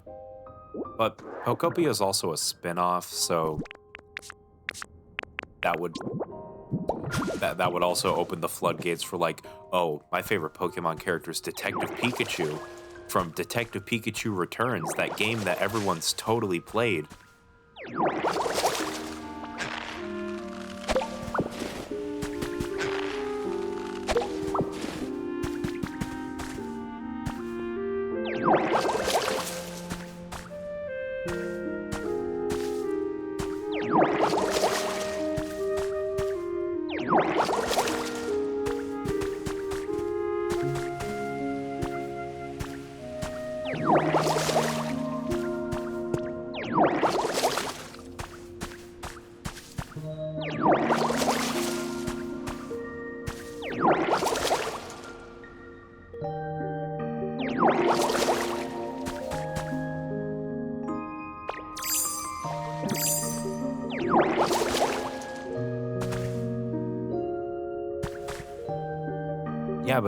Yeah, but Detective Pikachu is voiced by Ryan Reynolds, and you know what Ryan Reynolds is, I think? A human.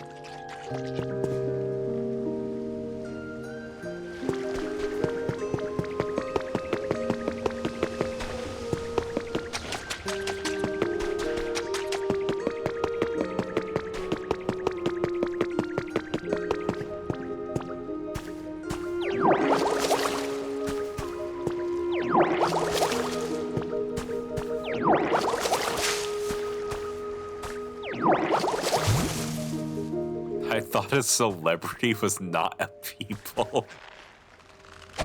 That's a crazy reference.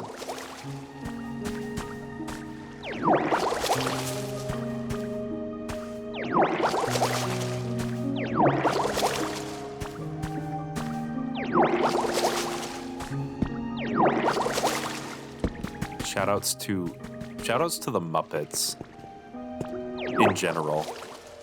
I love the Muppets. No, oh my god. I keep holding my Joy-Con like to have my fingers rest on the sides, and the game keeps thinking that I'm trying to use mouse mode, but I'm not. Oh my god, it did it again.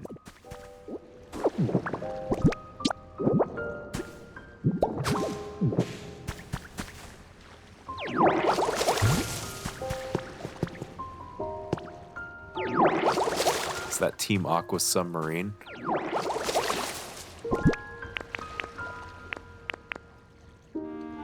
Oh, this? I think so. Oh, that's a big structure. Okay.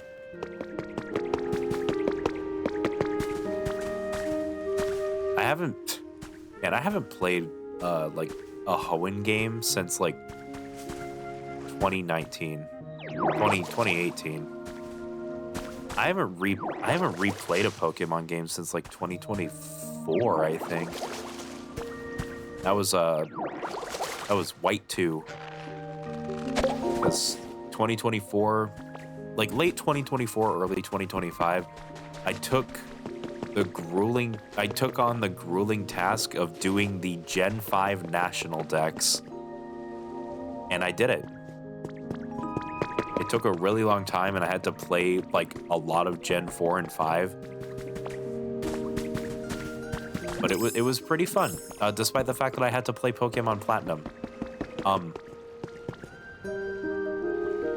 Don't read into that sentence, please. I don't want to get burned at the stake.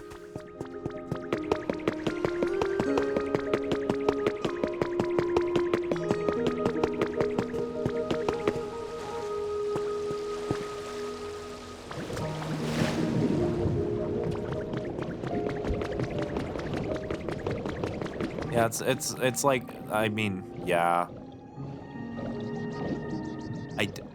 I don't want to say that I think that Sinnoh is a little overrated, but I'm not saying it.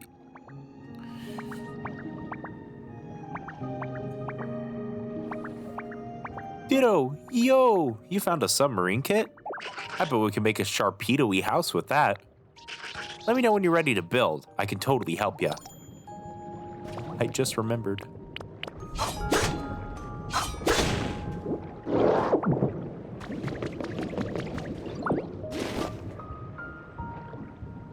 According to the internet, the only Pokemon games you can install are the Switch ones. No, the only Pokemon games you can install are the Switch ones, and specifically Ultra Sun and Ultra Moon. Not Sun and Moon, which are apparently, like, I don't know. So, Ultra Sun and Ultra Moon changed the ending, and it's bad now, and the whole game is worse off for it, even though Ultra Sun and Ultra Moon has significantly more content and a much better Pokédex because it has some really cool Pokemon like Zorua in it, which I'm pretty sure was the first time that Zorua was ever obtainable during standard gameplay. Yeah. Obviously, like, Sun and Moon's story is fine. The ending is pretty cool. Ultra Sun and Moon's story is also just fine. But unlike Ultra Sun and Ultra Moon, it stays fine for the remainder of the story and doesn't get really good at the end. It's just kind of okay.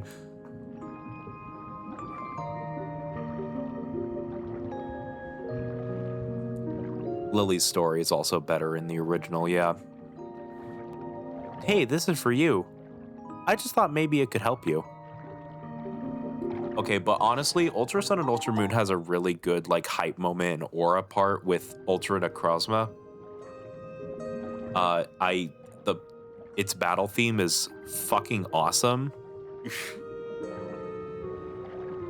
And I keep thinking, like, I always think about that one cutscene where you're just climbing the tower and you see, like, Duskwing or Dawnwing's Necrozma, like, have, like, its mind ripped out or something. I don't know what the hell was going on there. It was so cool. And it also lagged the old 3DS. Gen 7 in general lagged the old 3DS. It was miserable to play on there. Yeah, Pokemon drama is like man, the Pokemon community is like also one of the most toxic communities out there. I don't know. Maybe that's just me. But I can't think of a community more infuriating than the Pokemon community. Yeah, it's probably because it's just really big. Other communities are so small that if you try to start drama in them, you're gonna, like, kill everyone in the fandom. You ever want to have a super fun party, you should call me. I can get everybody all excited. Thank you, Poplio. Pokemon community just doesn't know what's wrong or what they like or don't like. All fandoms to extent are toxic or full of weirdos. Pokemon is both somehow.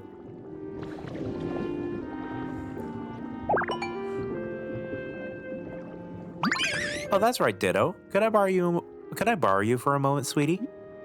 You need some help? So there's this field over there. Actually, you know what? It'll be easier if I just show you, dear. Let's head over there together.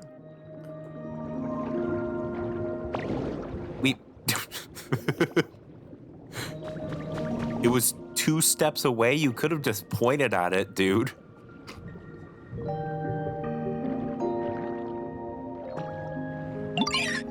It's this field here. Look, do you see those plants with little flowers growing? I wonder what those sweet little plants will become if they're able to grow properly. And what would they taste like? goodness, I can't just stop thinking about them. But, well, I worry because we're underwater. Something tells me that I won't be able to grow those plants the usual way. But it just came to me, exactly what I need. Or exactly what they need. What do they need? Why, air, of course. Air! Those poor little leaves must be suffocating, hon. They can't possibly grow in this state. So I mulled over the problem for a bit. And I thought, why don't we supply those cute little leaves with some bubbles? And that's where you come in, Ditto dear. Could you twist your arm to find me a Pokemon who can spit bubbles? For example, someone like this would be perfect. Feels somewhat cathartic to talk about this stuff. It feels like we're just letting it all go. This is a no judgment Pokemon vent stream now, I guess. You can say anything that isn't Gen 5 is overrated, because I actually will ban you if you say that. Sorry, I can't finish that sentence.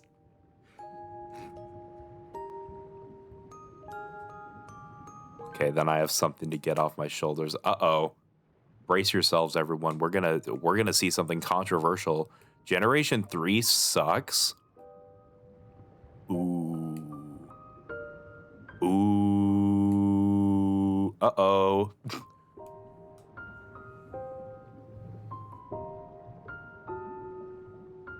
See, I haven't played Ruby, Sapphire, and Emerald, so I can't say, like, I can't say anything about RSE, but I mean, I've played Fire Red and Leaf Green, and I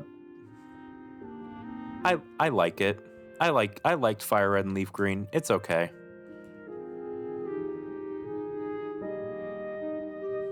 Now, do I agree with people saying that it's the best iteration of Kanto? No. No, honestly, I think Let's Go Pikachu and Eevee is a little better. The Sevi Islands are super overrated. The Sevi Islands weren't really that fun. I mean, Gen 3 modding is really good, yeah.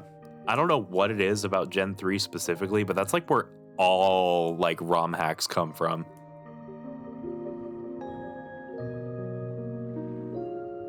We already have Mudkip, by the way. Let's make it right now, yo. What is this? Oh, okay.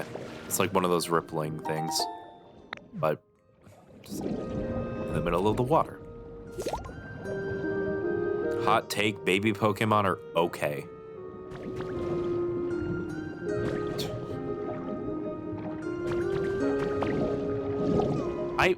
I want to play Ruby, Sapphire, and Emerald when it comes to, like, if it ever ends up releasing on Switch like they did for Fire Red and Leaf Green.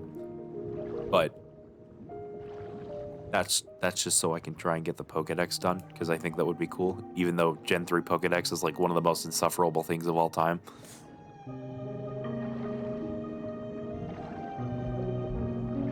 Ditto, you ready to build a house using that submarine kit? I'll totally help you do it. Come on, let's get to building.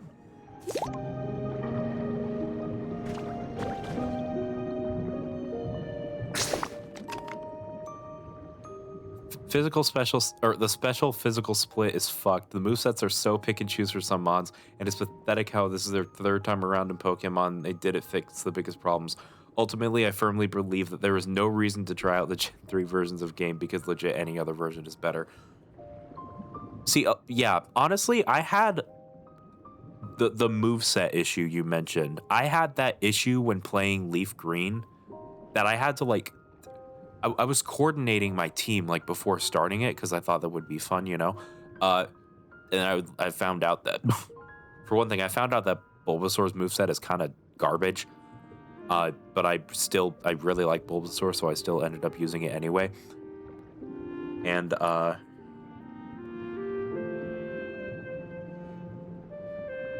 I think, like, the rest of my team ended up being... Honestly, I want to take a look at that real quick. Let's do a bit of a detour.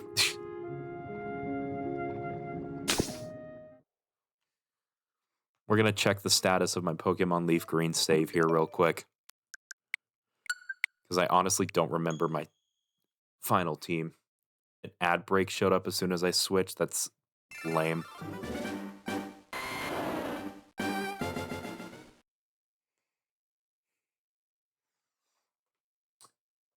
Well, in that case,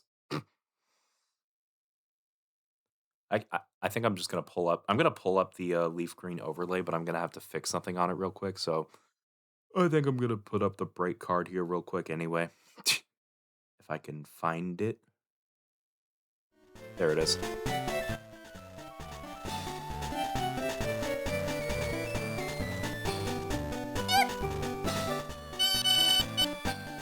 Okay, let me fix this. I mean, hey, that works too. Thank you, Egan, for resubscribing. I am gonna real quick fix the leaf green overlay though before I come back. Uh-oh. It's not showing anything. That's fun.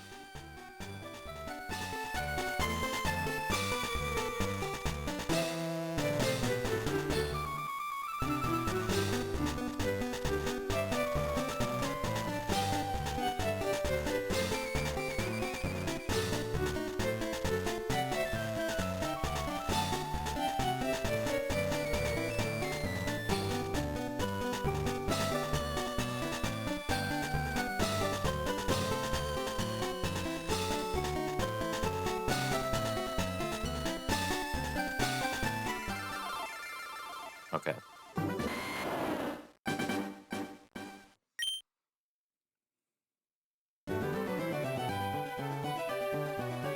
Yeah, I haven't played this since completing the Pokédex. But yeah, so this end game team, my Venusaur still has Razor Leaf. In fact, this Sludge Bomb is something you get in the post game. I wasn't running a poison type move on it for 95% of the game.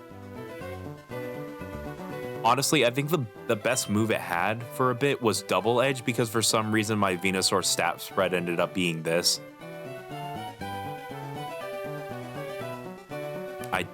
I don't know what happened there.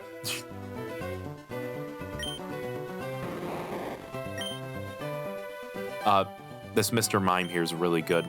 I couldn't think of a good final move for it to get, so it has Encore.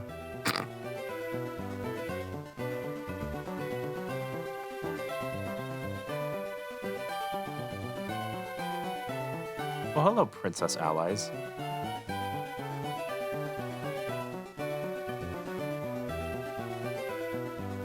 Thank you for dropping into Lurk. We're taking a bit of a detour here because we're discussing Gen 3. Okay. This moveset is really good. I don't really have any notes on this. Though I did have to grind to the game corner to get the Ice Beam TM. Team is Venusaur, Primeape, Sandslash, Arcanine, Dodrio, and Starmie. I can respect using Dodrio, honestly. That's a Pokemon that I really want to use, but they make it so hard to use Dodrio because like Pidgey is right there. But Pidgey is bad and overrated actually. So I ended up using Fearow.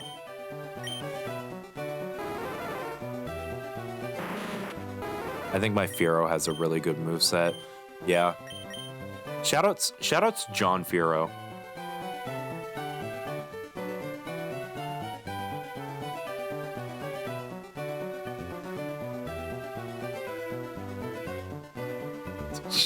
Shoutouts John Fearow.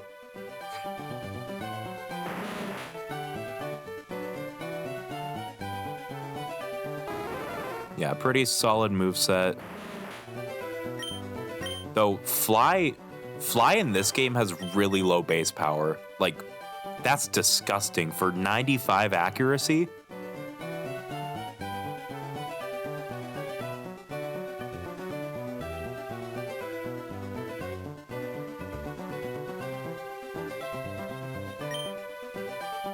It also doesn't even have any secondary effects. It's just 70 base power because it wanted to be.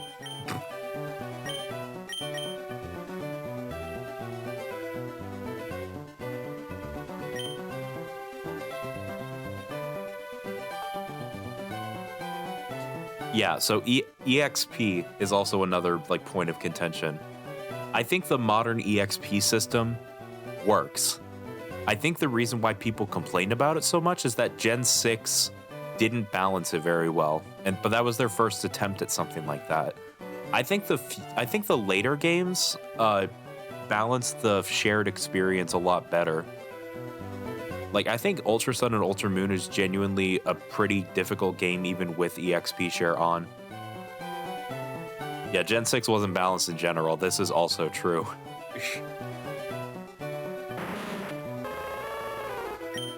I'm pretty sure like Stone Evolutions in early games just have really bad movesets to begin with, so that's not helping Ninetales' case here.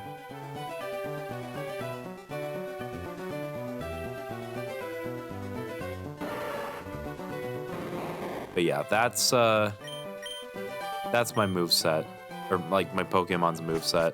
I'm actually quite proud of this team, even though, like, as mentioned previously, Gen 3's learn sets can be kind of fucked sometimes. The games were never hard. Some fights are just more challenging due to what you can find in the moves that you have. I can understand that take to an extent.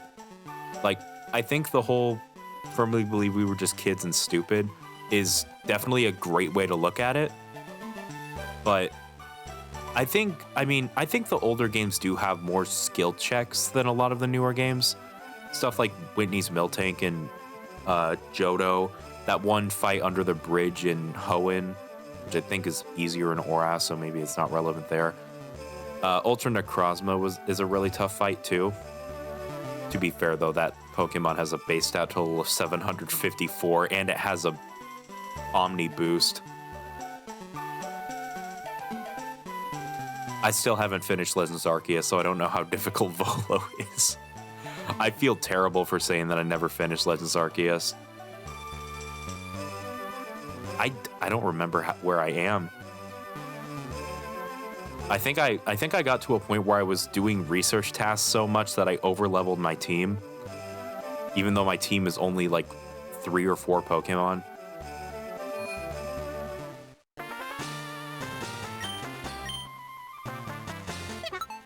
No, I didn't mean to. I was trying to just go to the home menu. I pressed game chat. Okay. I think we're done with that. I think we're done with that random ass deviation. Let me real quick go back to Pokopia. Also, I realized that the corners on the chat bar is screwed up because okay, that's fine, I guess. I don't know how that happened.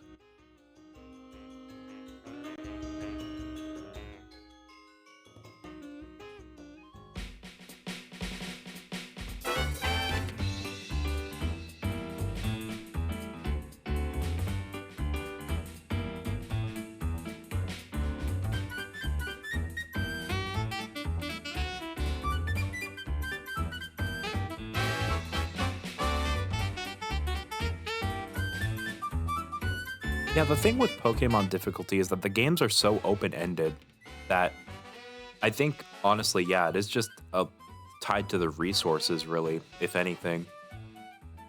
If that makes sense. I don't think that does.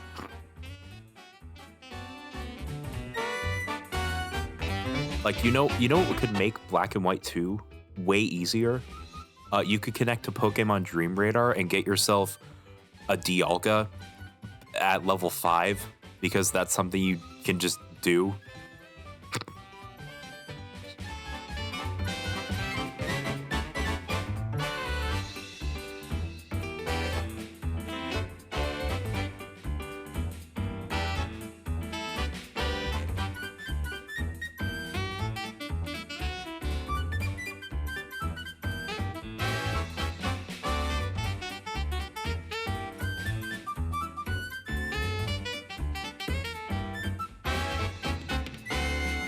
I think I remember watching a video on the subject and it said, like, it's just the timing that lined up super well. Like, the mid-2000s was when some stuff like that started getting popular.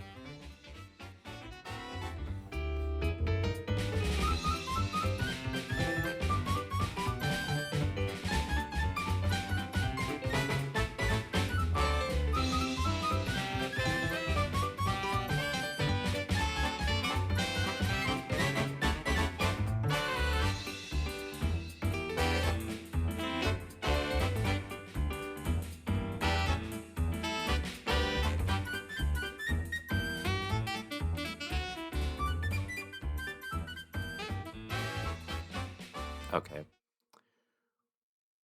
Where is my screen? Oh, never mind. That was that was a loading screen.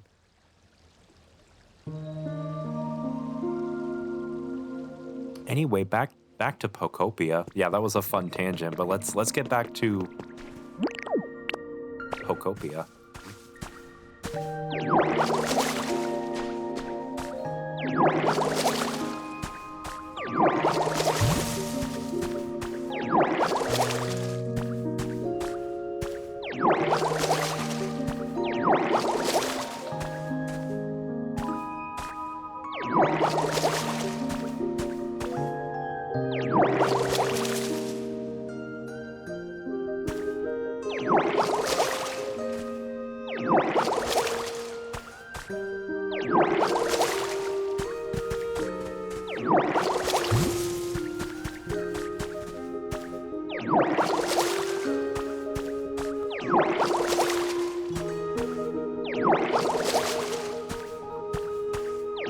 Man, if we're gonna be discussing Pokemon, what about we talk about spin-offs? Pokemon spin-offs are an interesting subject for sure. I like outside of this game, which is definitely my favorite Pokemon spin-off, I've only ever played like 2 or 3 of them. I played Pokemon Conquest. Was one of my brother's copies. I think, was it Hayes? Was it yours? I think it was your copy, right?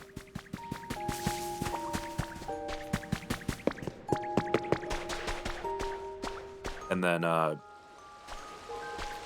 Rumble Blast, that was also Hayes's. I think I remember playing a bit of Rumble World because that was free. Harmonite, if you want to count that, has Pokemon music and was developed by Game Freak.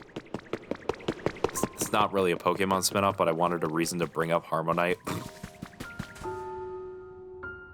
I know Conquest is weird because, like, doesn't it have, like, once you finish the main story, doesn't it have, like, a whole side story mode that features different leads?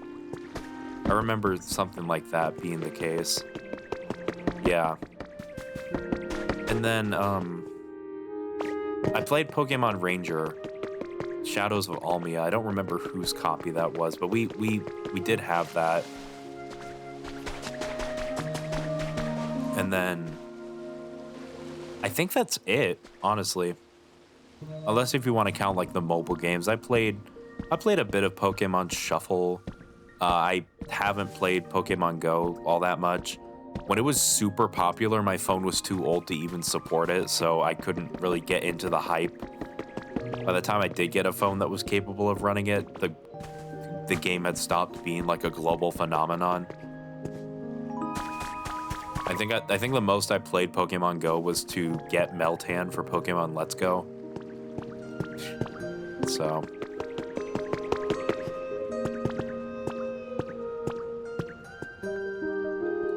I want to play Pokemon Ranger again, but my 3DS's touchscreen is already kind of damaged, so I don't want to play a game where you just draw circles for 20 hours. That sounds like a way to get carpal tunnel and destroy my 3DS as fast as possible and both at the same time.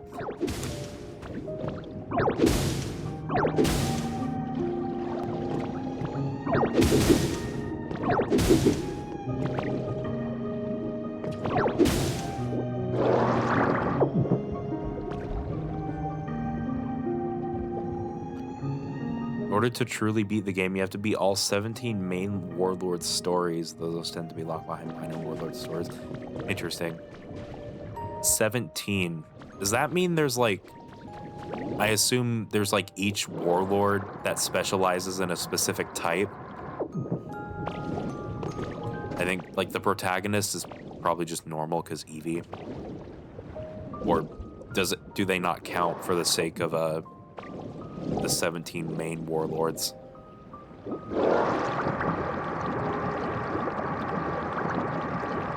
I remember the map was like shaped like Arceus. That's the detail that I remember about Conquest. I don't remember if Arceus is actually like plot relevant at all.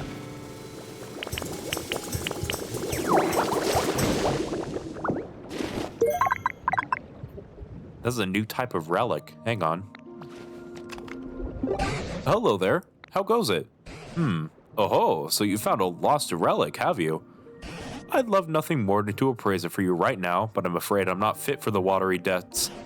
But of course, if you use the Pokemon Center PC, you could show me that lost relic quite clearly. If you show me it from there, I could definitely appraise that for you. They're technically the whole reason the story happens in the first place.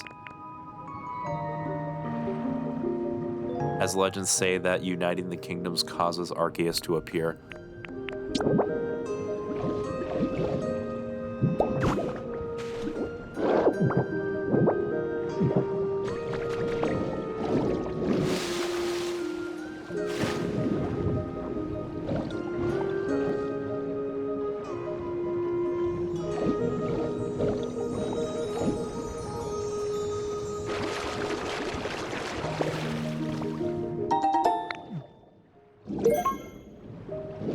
Watermelon. How big is the watermelon? Oh, that's a pretty hunky watermelon.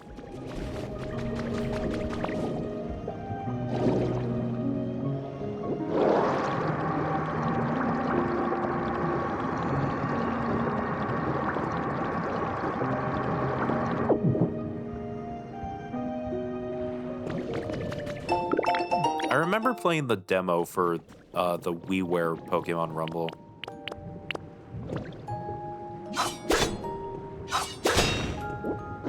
Mystery Dungeon is a series that I've just never touched. Outside of maybe borrowing your copy of one of the 3DS ones to play the intro, but I don't remember anything about it. I don't remember which one it was, but I know there was one that had like a really weird feature where you could play a randomly generated dungeon by taking a picture of a circle with the 3DS's camera. I remember that being like a marketing gimmick too.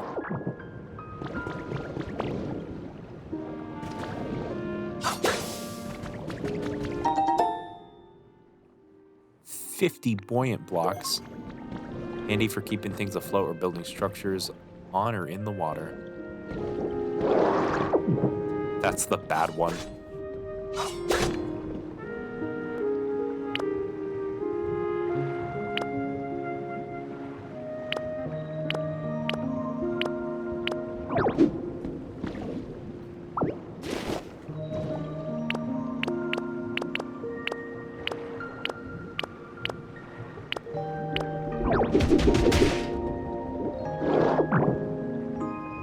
I had a bunch of random stuff.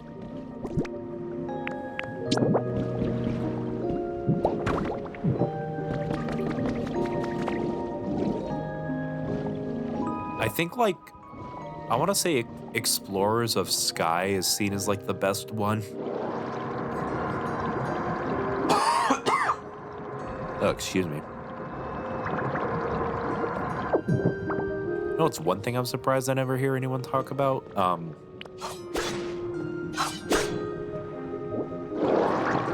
I don't hear anyone ever talk about the remake of Red and Blue Rescue Team. I don't even know if it's a good remake, because, like, no one ever talks about it.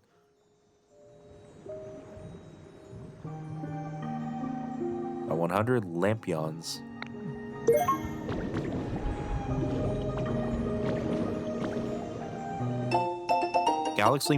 Galaxy Monthly survey results. Bro, not to call out shams. Uh-oh. What's your honest opinion on the rumored move of all humanity to outer space? Free answer. Kind of excited, kind of scared. It's gotta be a hoax. I can take my Pokemon with me, right? Starting to think this might not be fake. Can we ride robots? We'd better watch out for space viruses. Humanity still has the drive to take on new frontiers. He's in love with the girl that uses a Glock in the new Fire Emblem. There are guns in Fire Emblem now?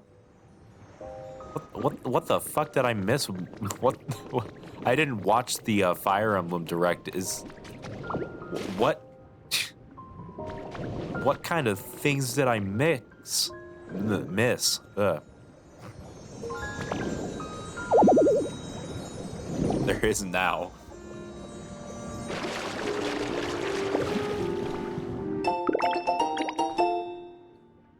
Hexagonal flooring. Ooh. Should I?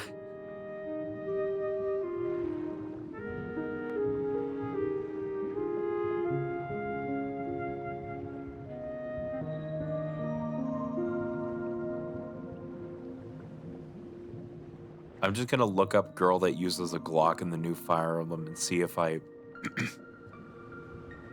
Oh. Oh yeah, I see it, okay. That is just straight up a gun. Well, okay, maybe not straight up a gun, but it definitely looks like one.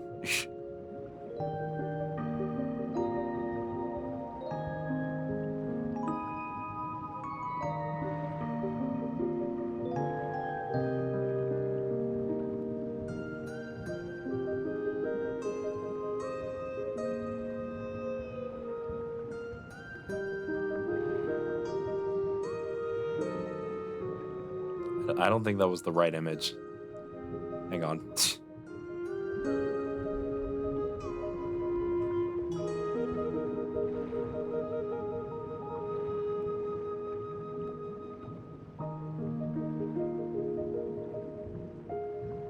Yeah, there we go.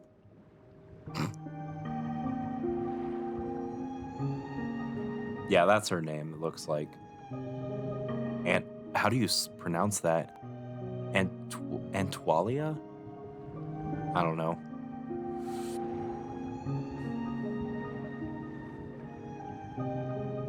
I got a Glock in my room.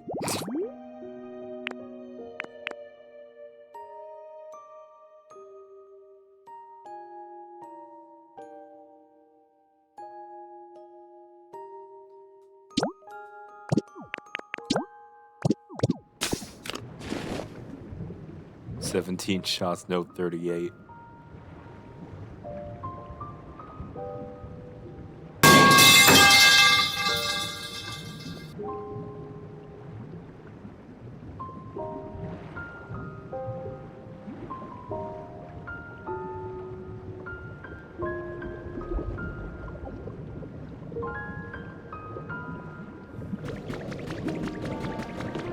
Okay, actually, we've been sidetracked for so long that I don't even know what we're doing right now.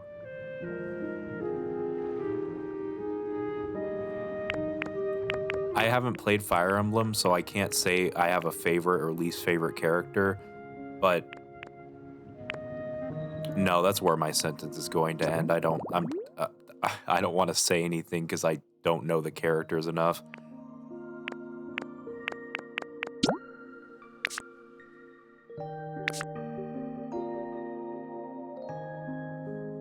Build it wherever you want. Wherever I want, huh? I got a great idea, Corfish. Just you wait.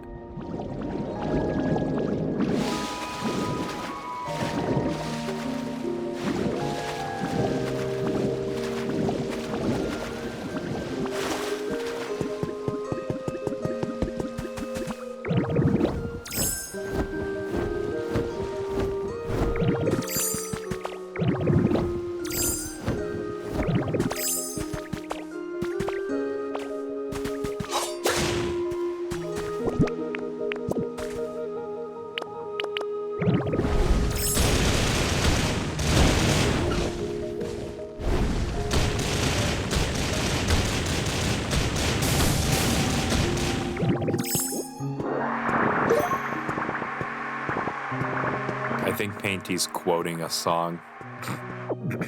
Yeah.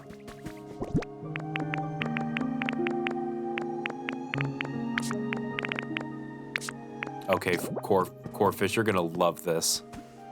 This is where we're gonna put the submarine. What do you guys think?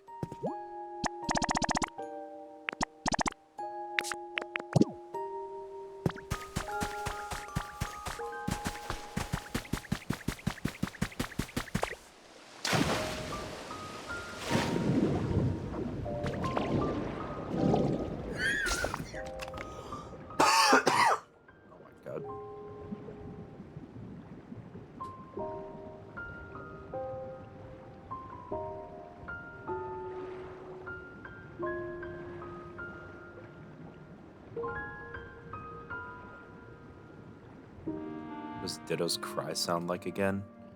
Kind of sounds like Poliwags.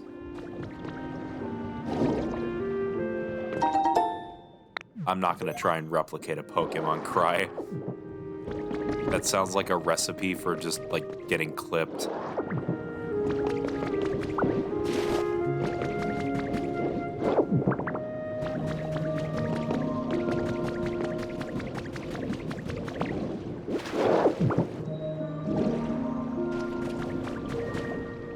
Yeah, I'm pretty sure they're either very similar or just identical, Ditto and Poliwag.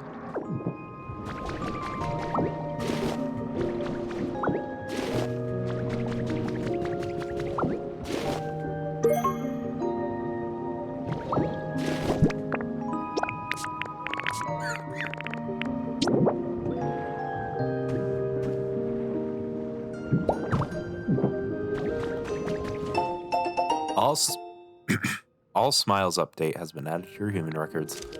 All Smiles preschool had a busy month. Here are a few of the highlights. On the 2nd, we had our nap time event. Our sweet children all took a nap with Snorlax. They seemed to fall asleep much faster than usual. The 11th was our walk together event. We all went out for a nice walk together around town. The children did a great job. Very little complaining. Oh my god, I got the preschooler drip.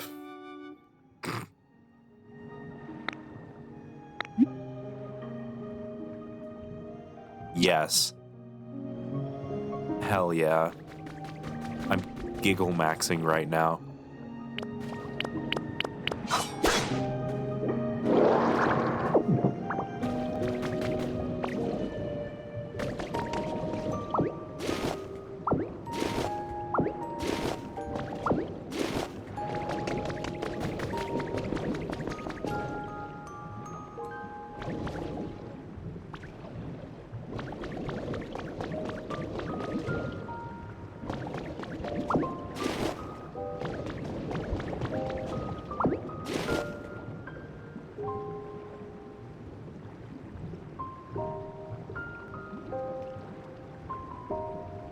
Something I find really funny is that, I guess because how much space Pokemon cries take up, in Elite Redux almost every Pokemon has a very cry.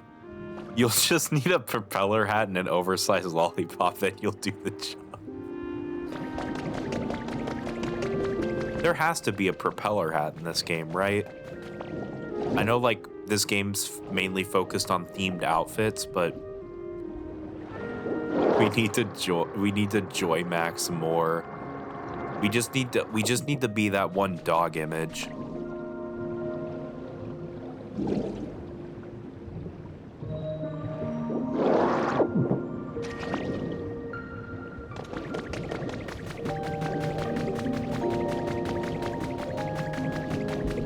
Where is everybody?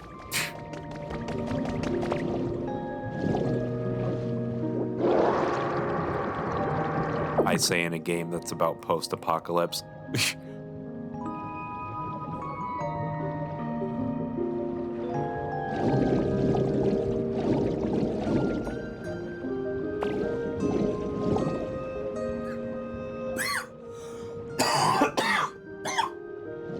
Oh my god, my cough is not letting up. There's everybody.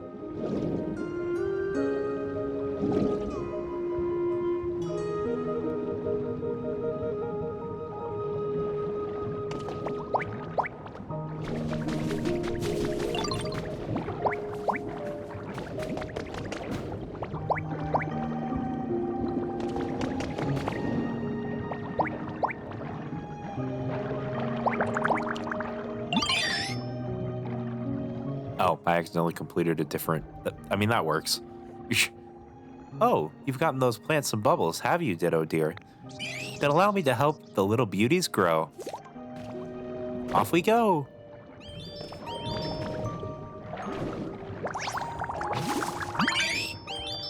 Huh, they've borne fruit, so I was right. The sweet little things did need some air. Thank you ever so much, Ditto. Let me give you those special seeds as a thank you, dear. You can plant them too if you like. Watermelon seeds.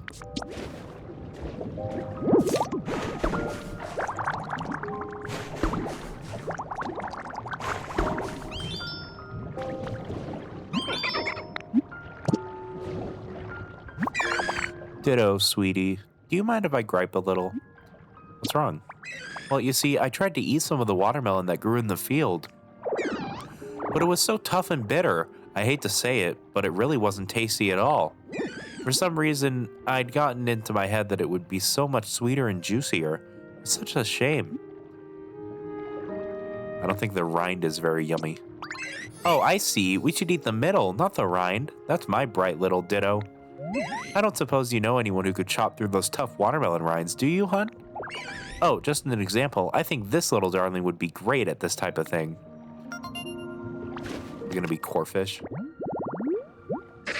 Carvana, okay. Or Carvana, whatever.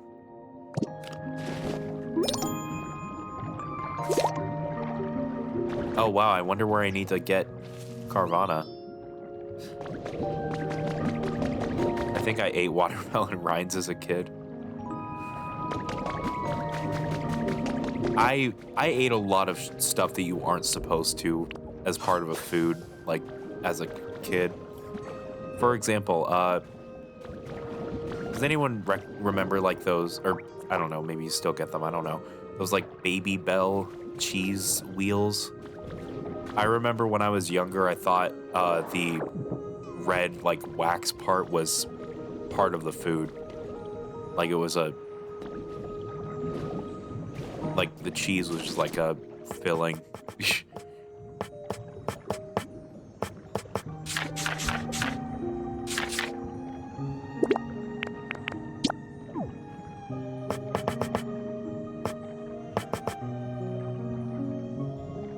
I've eaten a dandelion at least twice.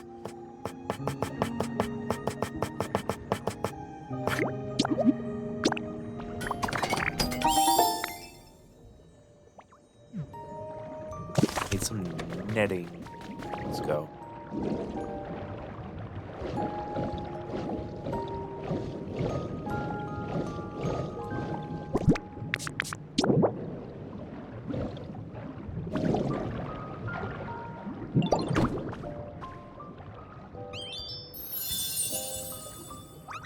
Stored a seaweed and netting habitat. Bunch of seaweed near some netting. Cool. And now we just need to wait for Carvana to show up.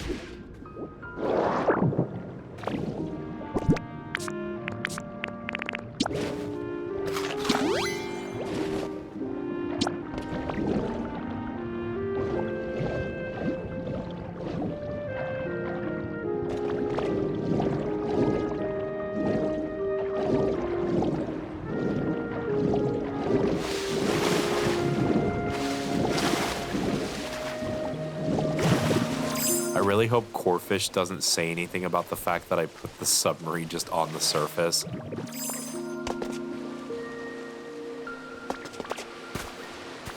It'd be really funny if it just went like, yep, okay, great idea. This isn't even where I put it. Someone's having trouble following you.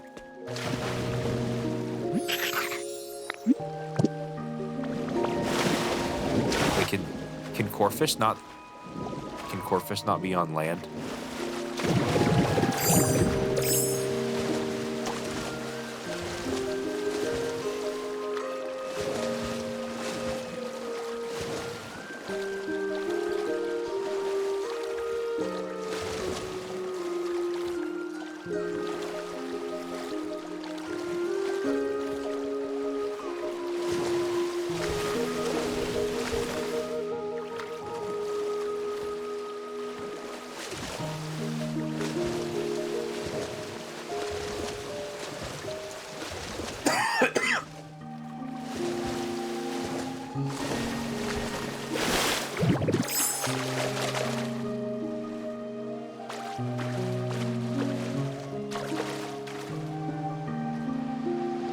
Okay, no.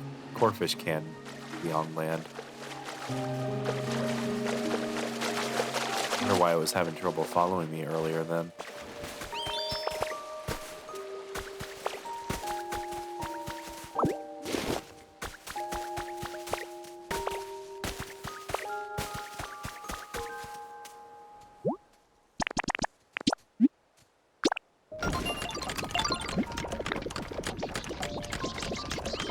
be done in 1 hour? Okay. Maybe I should have started building that earlier.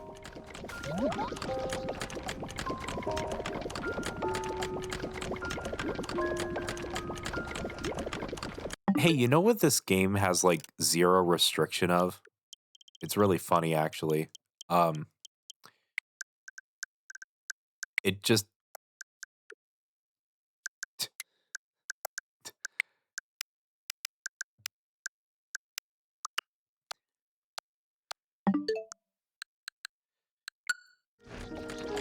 yeah, it just doesn't care about time skips. There's literally 0 restriction.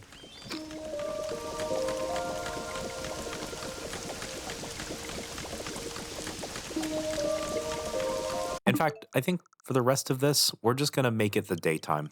I don't even care anymore.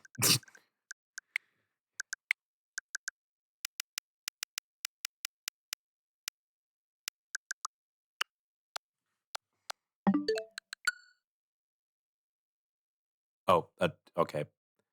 I forgot that the game restarts because, like, it's a new day, technically.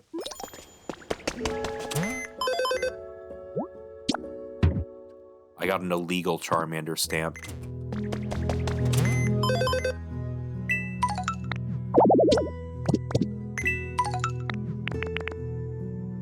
Oh my god. I gotta get that. I just gotta.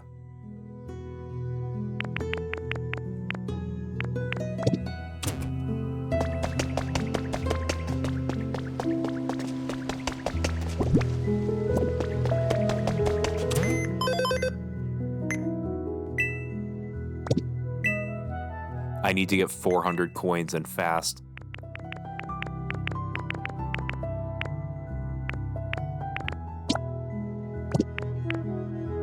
Is that gonna count? I hope that counts as for build something.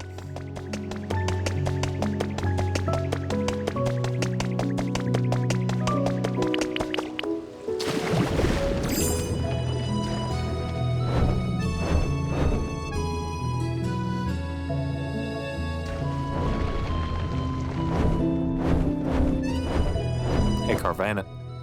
Why do I keep trying to call it Carvana? Carvana's here too.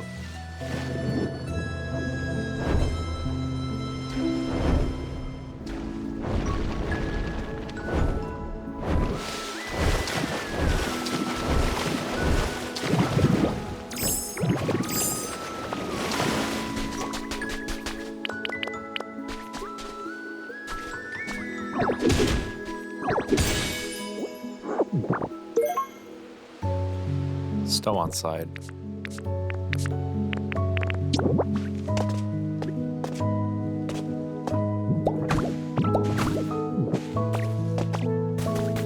I honestly don't remember Stow on Side's theme.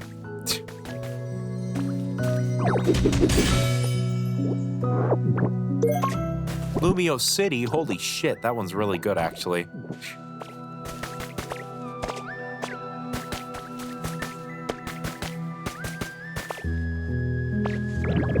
Okay, well, if this submarine is above water, are we just gonna call it like a supermarine?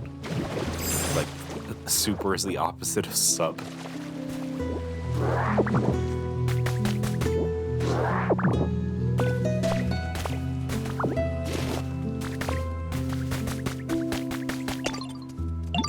Yo, sorry for the wait, Ditto. The Sharpedo submarine is done. Go take a look, yo. Time to show off my handiwork. Ta-da! Sharpedo submarine is complete. That's nice, yo. Thanks so much, Ditto. The Sharpedo-y house is super awesome. Sure is nice to see new stuff get built around here. Okay, yeah, it did not care about the fact that I built it right on dry land. I am probably gonna move this though. I just thought it would be funny to initially build it here.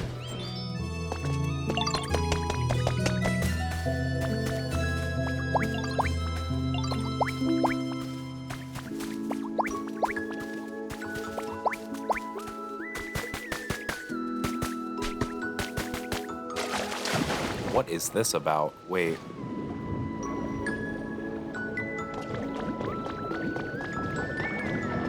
Huh. Okay.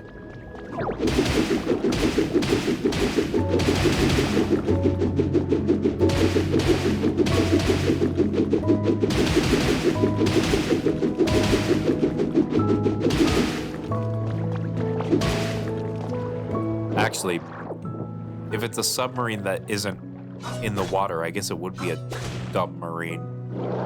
Because it's dumb that it's not in the water.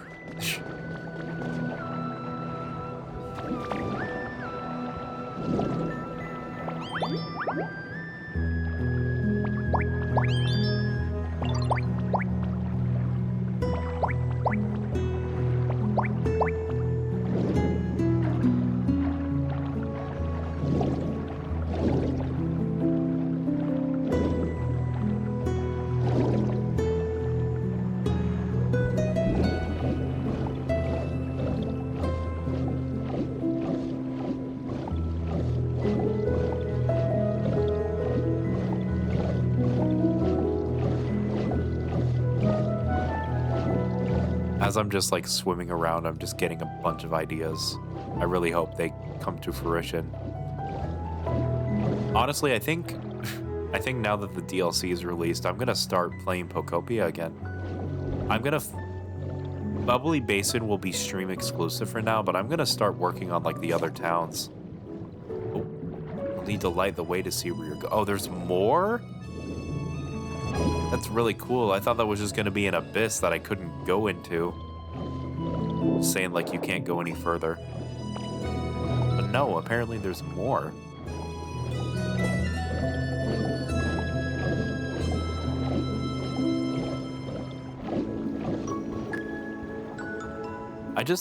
I like that all of these areas are like genuinely huge.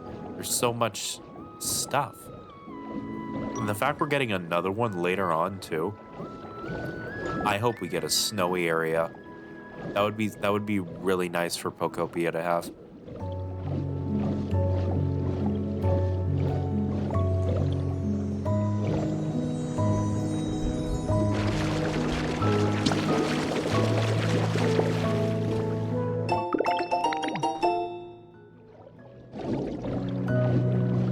Or space. Well, see, the thing about space is that that's where the humans are. I guess they could do that. That would be like crazy to see, but I don't know. I feel like that could also be the reason why they wouldn't end up going with the idea.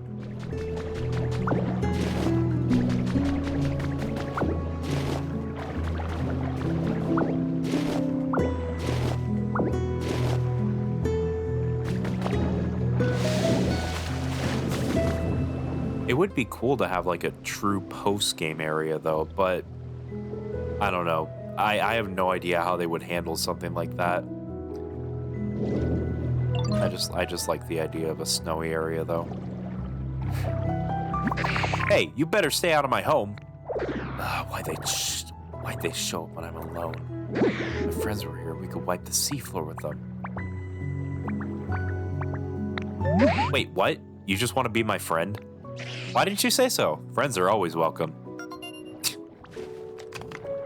Bro was territorial right out of the gate. That's crazy.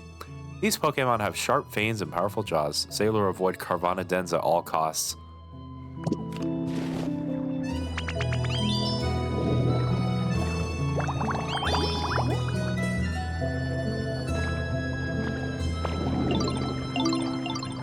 Carvana, I need to talk to you. Kind of wish my home was a little nicer to live in, you know? Look at this. Look at this watermelon. Ah, cool watermelons. Cut this watermelon, please. Both of them. Yes. I'm on it. Come see me later, okay?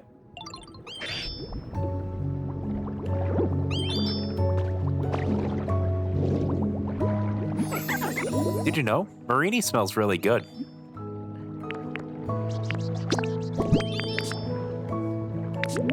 Do you want some sea grapes? What's that? What's that? Is it a present for me? For you. Wait, really? Thank you. This makes me so happy.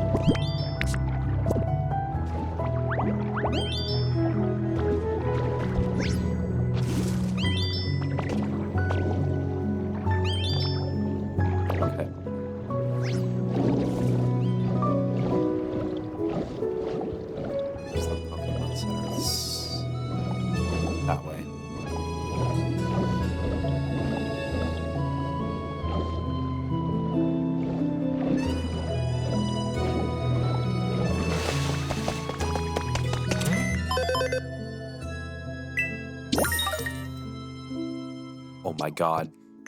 I can afford the toilet recipe.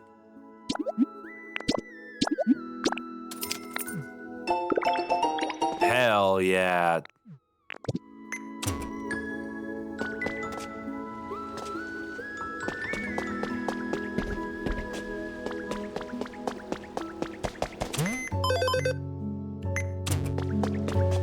Okay, while I like the preschooler fit, I do kind of want to ditch the skirt. Get a real quick, like, oh. It's on a second page. Okay, that's kind of lame, but whatever. That's not that big of a deal.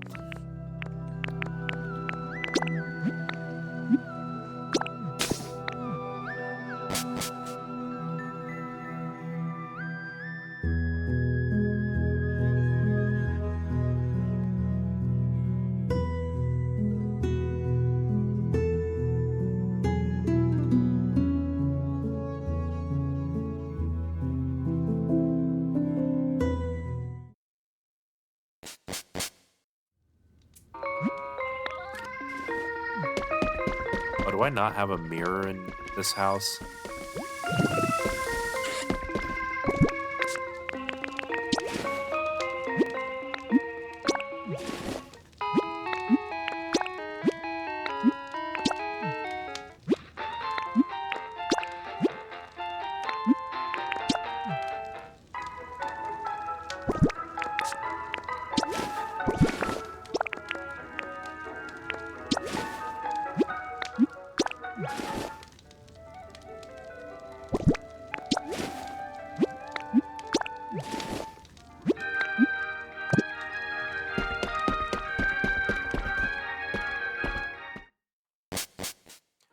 I should probably have one here somewhere, right?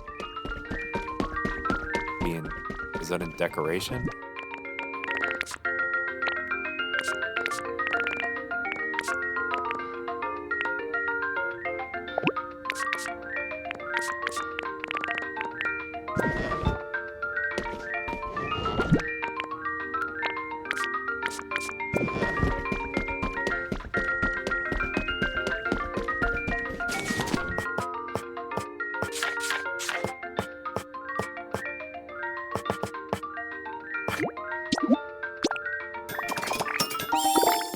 There we go.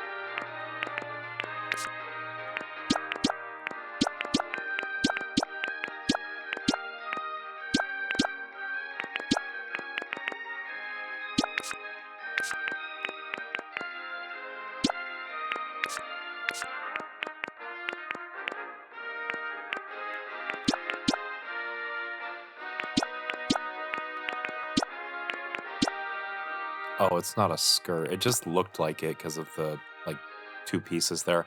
Okay. I just, like, go for dark blue. Yeah, there we go. I like that look.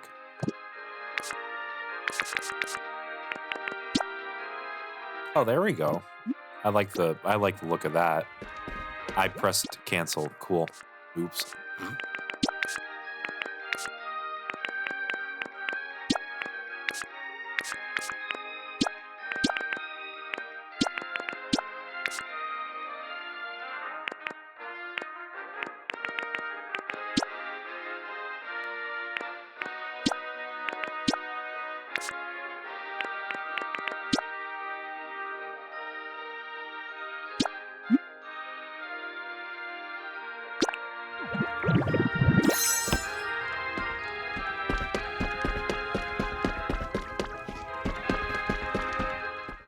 All right.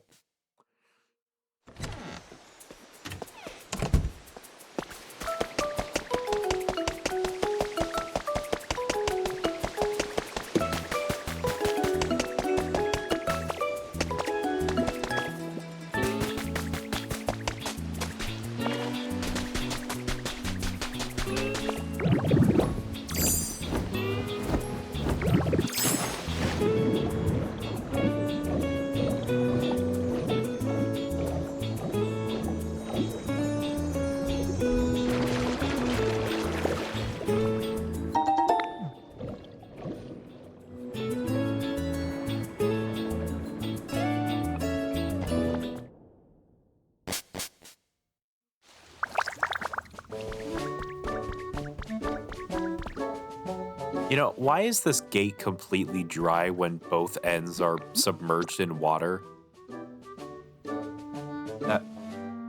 That's just weird to me.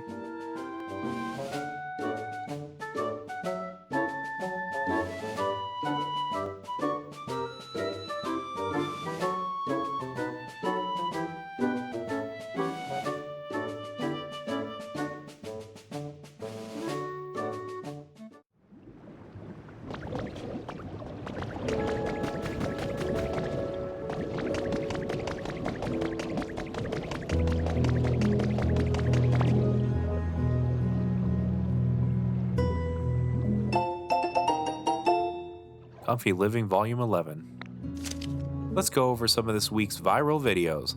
This week's #1 spot goes to Rare Sighting, world's most intense splash.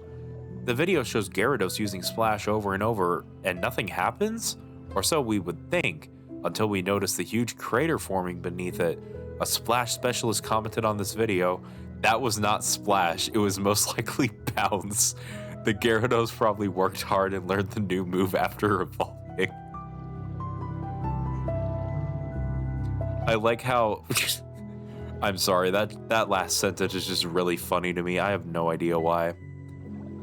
This guy, Splash Specialist says, I don't think it was actually Splash, guys. That was probably just the move Bounce. You know, Gyarados learns the move Bounce. It makes sense. Like, okay, fucking nerd.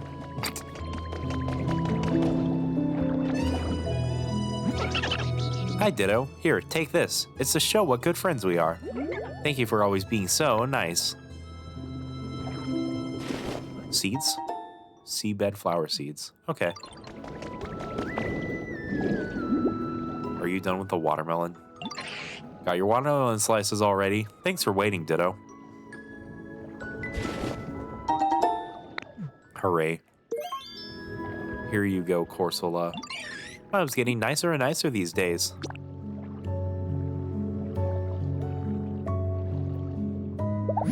Thank you so much, Ditto dear. The inside of the watermelon looks so delicious. Any chance I could dig in right away? Don't mind if I do. Oh, that's positively scrumptious. Even surrounded by water as we are, I can taste how juicy it is. I'm gobbling this right up.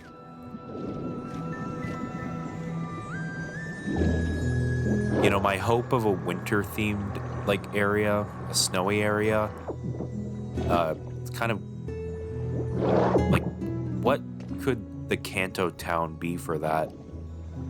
The only icy area in Kanto is like the Seafoam Islands, which isn't a town. Unless if they wanted to do something crazy like Cinnabar Island after like the volcanic eruption happened, the island sank and it merged with Seafoam Islands or something. That's my working theory for how they can implement a snowy area in Pokopia. Or they could just make it be straight up the Seafoam Islands, but since that area was mostly just like natural and had Pokemon in it, it probably wouldn't be a very interesting location to explore. To be fair, neither would the remains of Cinnabar Island, because all there was a Pokemon Center the last time we saw it.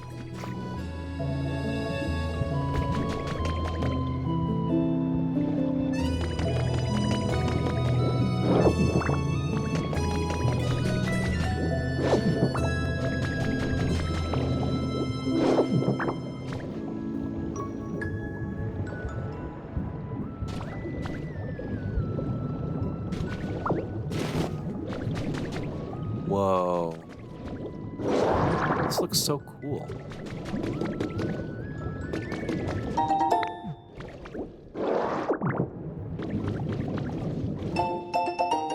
Comfort Cafe now open. Comfort Cafe is now open for business. We highly recommend our smoothies. We can't wait to see you along with our Pokemon friends Brion, Igglybuff, Palma, and more.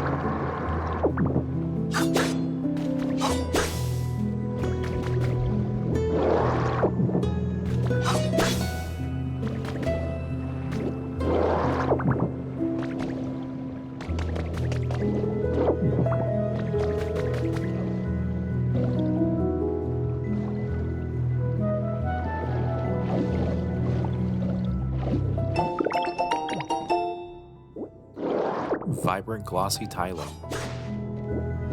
Sound intriguing.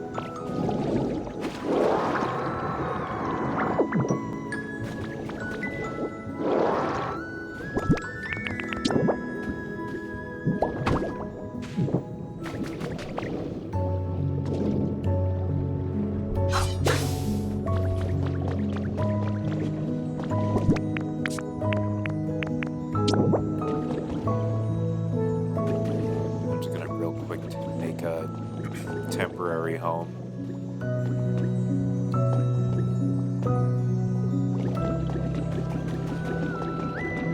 So I can have a travel point.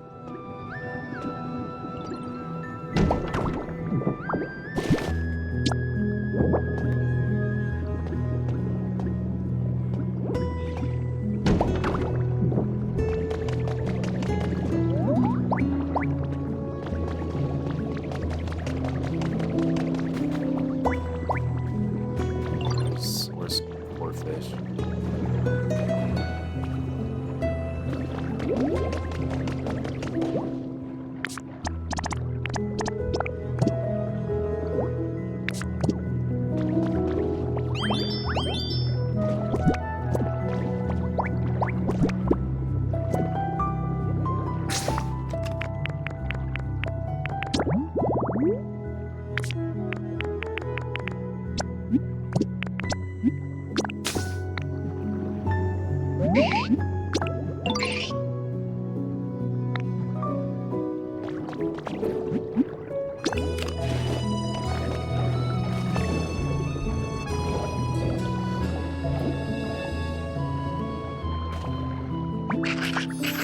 Yo, I don't know why, but I have this feeling that I'm gonna be like a lot cooler one day when I grow bigger. Just thinking about it gets me all excited, yo. Thank you, Corefish. Now, please help me build this.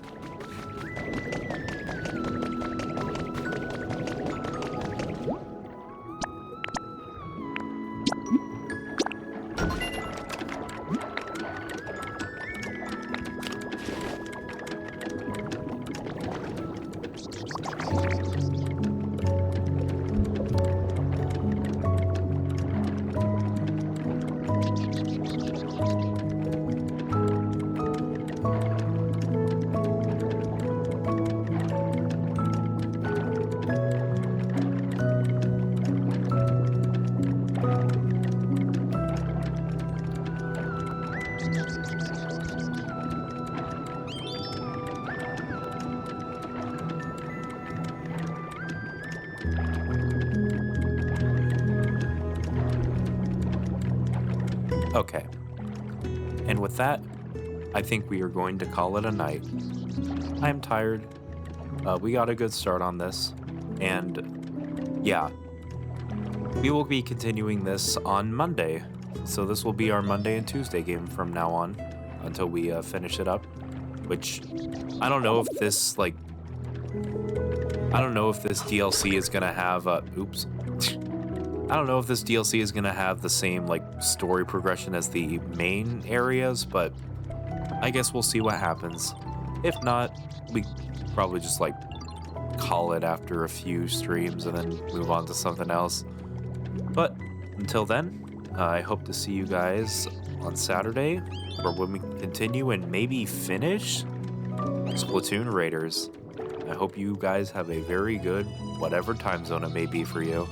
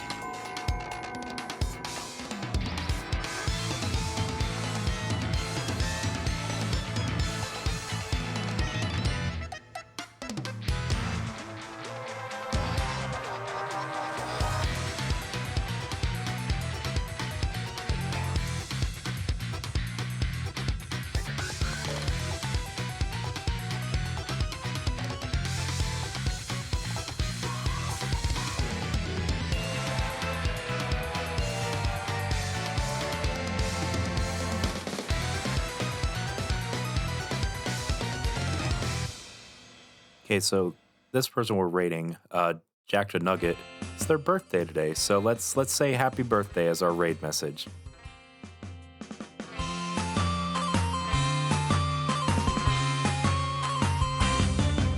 I fell for you, baby. 'cause you're just so pretty. And that's why I'm dancing. It's a very happy day.